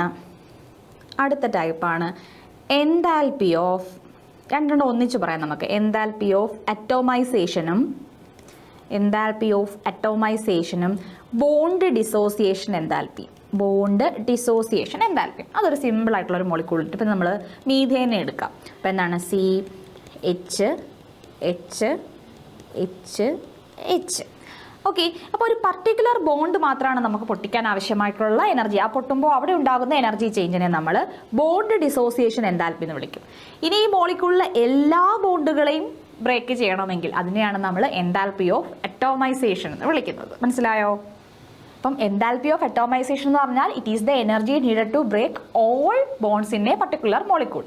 ഇനി enthalpy of bond dissociation enthalpy എന്ന് പറഞ്ഞാൽ എന്താണ്? It is the energy needed to break a particular bond in a molecule. ഒരു മോളിക്യൂൾ ഒരു പർട്ടിക്കുലർ ബോണ്ട് ബ്രേക്ക് ചെയ്യാൻ ആവശ്യമായിട്ടുള്ള എനർജിയാണ് എന്ത്? ബോണ്ട് ഡിസോസിയേഷൻ എനർജി എന്ന് പറയുന്നത്. അറ്റോമൈസേഷൻ എനർജി എന്ന് പറയുന്നത് ആ ഒരു മോളിക്യൂളിലെ എല്ലാ ബോണ്ടുകളും ബ്രേക്ക് ആക്കാൻ അവിടെ ഉണ്ടാകുന്ന എനർജി ചേഞ്ചിനെ നമ്മൾ എന്ത് വിളിക്കും?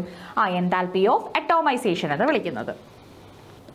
ഇത് വേറൊരു ടൈപ്പാണ് ലാറ്റിസ് എൻതാൽപ്പി ഉണ്ട്. ലാറ്റിസ് എൻതാൽപ്പി എന്ന് പറഞ്ഞാൽ ബോണ്ട് എൻതാൽപ്പിക്ക് സിമിലർ ആണ്. Lattice enthalpy it similar to bond enthalpy. Bond എൻതാൽപ്പിക്ക് സിമിലർ ആയിട്ടുള്ളതാണ് ലാറ്റിസ് എൻതാൽപ്പി എന്ന് പറയുന്നത്. അതേപോലെ ഇത് പറയുന്നത് ആർക്കാണ്? അയോണിക് സോളിഡ്സിൻ്റെ കേസിലാണേ. അയോണിക് സോളിഡ്സിൻ്റെ കേസിലാണ്.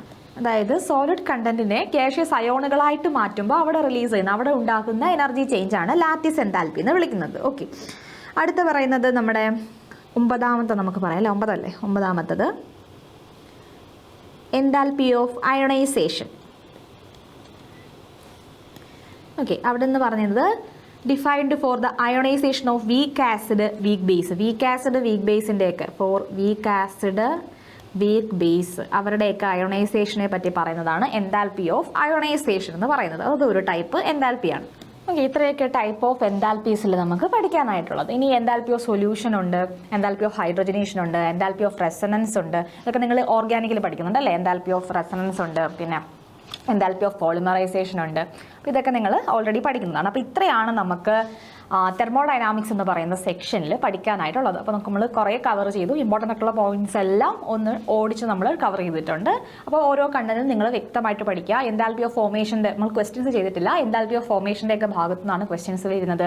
അതിപ്പോൾ ഫോർമേഷൻ്റെ കുറേ നമുക്ക് ലോസ് ഓഫ് തെർമോ കെമിസ്ട്രി നമ്മൾ കണ്ടില്ലേ, അവിടെ ഓരോ ലോസ് അപ്ലൈ ചെയ്തിട്ട് ഓരോ ക്വസ്റ്റ്യൻസ് സോൾവ് ചെയ്യുന്നതും, അതേപോലെ മറ്റേ ഹേസസ് ലോയുടെ വെച്ചിട്ട് പ്രോബ്ലംസ് സോൾവ് ചെയ്യുന്നതും ഒക്കെ വരുന്നുണ്ട്. അപ്പോൾ കൂടുതലും ക്വസ്റ്റ്യൻസ് വർക്കൗട്ട് ചെയ്യുക. നമുക്ക് അതുപോലെ കൺവേർഷൻസ്, ഈ തെർമോഡൈനാമിക്സ് എന്ന് വരുന്ന വേറൊരു പ്രത്യേകതയാണ്, നമുക്ക് കുറേ കൺവേർഷൻസ് കാണും. ഇപ്പോൾ കണക്ക് നമുക്ക് ചെയ്താൽ അറിയാമായിരിക്കും, അല്ലെങ്കിൽ കണ്ടന്റ് നിങ്ങൾക്ക് അറിയാമായിരിക്കും, പക്ഷേ ആ ഒരു കൺവേർഷൻസ് എങ്ങനെ യൂണിറ്റുകളെ കൺവേർട്ട് ചെയ്യുന്നതൊക്കെ നോക്കി പോവുക. ഓക്കെ, അപ്പോൾ ഇത്രയേ ഉള്ളൂ നമുക്ക് തെർമോഡൈനാമിക്സ് എന്ന ചാപ്റ്ററിൽ പഠിക്കാനായിട്ട് വരുന്നത്. അപ്പം എല്ലാവരും ഇപ്പോൾ ഈ 1 ഷോട്ട് സീരീസുകൾ ഓരോന്നും നന്നായിട്ട് കാണുക. ഇപ്പോൾ ക്വസ്റ്റ്യൻസ് നമ്മൾ ചെയ്യുന്നില്ല, അപ്പോൾ നിങ്ങൾ എന്താ വേണ്ടത്, കണ്ടന്റ് മനസ്സിലാക്കിയിട്ട് ക്വസ്റ്റ്യൻസ് ഒക്കെ ചെയ്ത് നോക്കാം. അപ്പം നമുക്ക് കണ്ടന്റ് അറിയാം, നമുക്കതൊന്നും അപ്ലൈ ചെയ്യാൻ പറ്റിയില്ല എന്നുണ്ടെങ്കിൽ നമുക്ക് എക്സാമിന് പാടുവരും അല്ലേ. സോ കണ്ടന്റ് പഠിക്കുന്നതോടൊപ്പം തന്നെ നിങ്ങൾ ക്വസ്റ്റ്യൻസ് വർക്കൗട്ട് ചെയ്ത് നോക്കുക. അങ്ങനെ ആയിരിക്കുമ്പോഴാണ് നമുക്ക് കൂടുതൽ ഇത് പ്രയോജനപ്പെടുന്നത് കേട്ടോ. അപ്പോൾ പ്രത്യേകിച്ച് ഈ ചാപ്റ്ററിലൊക്കെ എന്ന് പറഞ്ഞാൽ പ്രോബ്ലംസ് ഒരു മിനിമം 2025 നീറ്റിന് ഞാൻ ആദ്യം പറഞ്ഞൊരു 2 ക്വസ്റ്റ്യൻസ് നമുക്ക് ഈ ഒരു ചാപ്റ്ററിൽ നിന്ന് പ്രതീക്ഷിക്കാം. ഓക്കെ, തെർമോ കെമിസ്ട്രി, തെർമോഡൈനാമിക്സ് ആ ഒരു ഭാഗത്ത് നിന്ന് നമുക്ക് ഒരു 2 ക്വസ്റ്റ്യൻസ് എങ്കിലും പ്രതീക്ഷിക്കാം മിനിമം. അപ്പോൾ നിങ്ങൾ ആ 2 ക്വസ്റ്റ്യൻസ് നമുക്ക് വലുതല്ലേ. ഓക്കെ, അപ്പോൾ ആ 2 ക്വസ്റ്റ്യൻസ് ആയാലും നിങ്ങൾ പഠിക്കണം. ഓരോ കൺവേർഷൻസ് ഒക്കെ പ്രത്യേകം ഒന്ന് നോക്കി വെച്ച് ചെയ്യുക. കാരണം നമുക്ക് കണക്ക് ചെയ്യാൻ അറിയാം, കൺവേർഷൻ ചെയ്യാൻ അറിയില്ലേ നമ്മൾ ആൻസർ തെറ്റിപ്പോവും. സോ എല്ലാ ക്വസ്റ്റ്യൻസും ഒക്കെ ചെയ്ത് പഠിക്കുക കേട്ടോ, നന്നായിട്ട് പഠിക്കുക. നിങ്ങൾ ചെയ്യുന്ന ഒരു സ്റ്റഡി പ്ലാൻ ഉറപ്പായിട്ടും നിങ്ങൾക്ക് കാണും. ആ ഒരു സ്റ്റഡി പ്ലാൻ തന്നെ നിങ്ങൾ ഫോളോ ചെയ്ത് മുന്നോട്ട് പോയാൽ മതി. ഓക്കെ, അപ്പോൾ അടുത്ത ക്ലാസ്സിൽ നമുക്ക് വേറൊരു ചാപ്റ്ററിൻ്റെ 1 ഷോട്ടായിട്ട് കാണാം. Okay, thank you.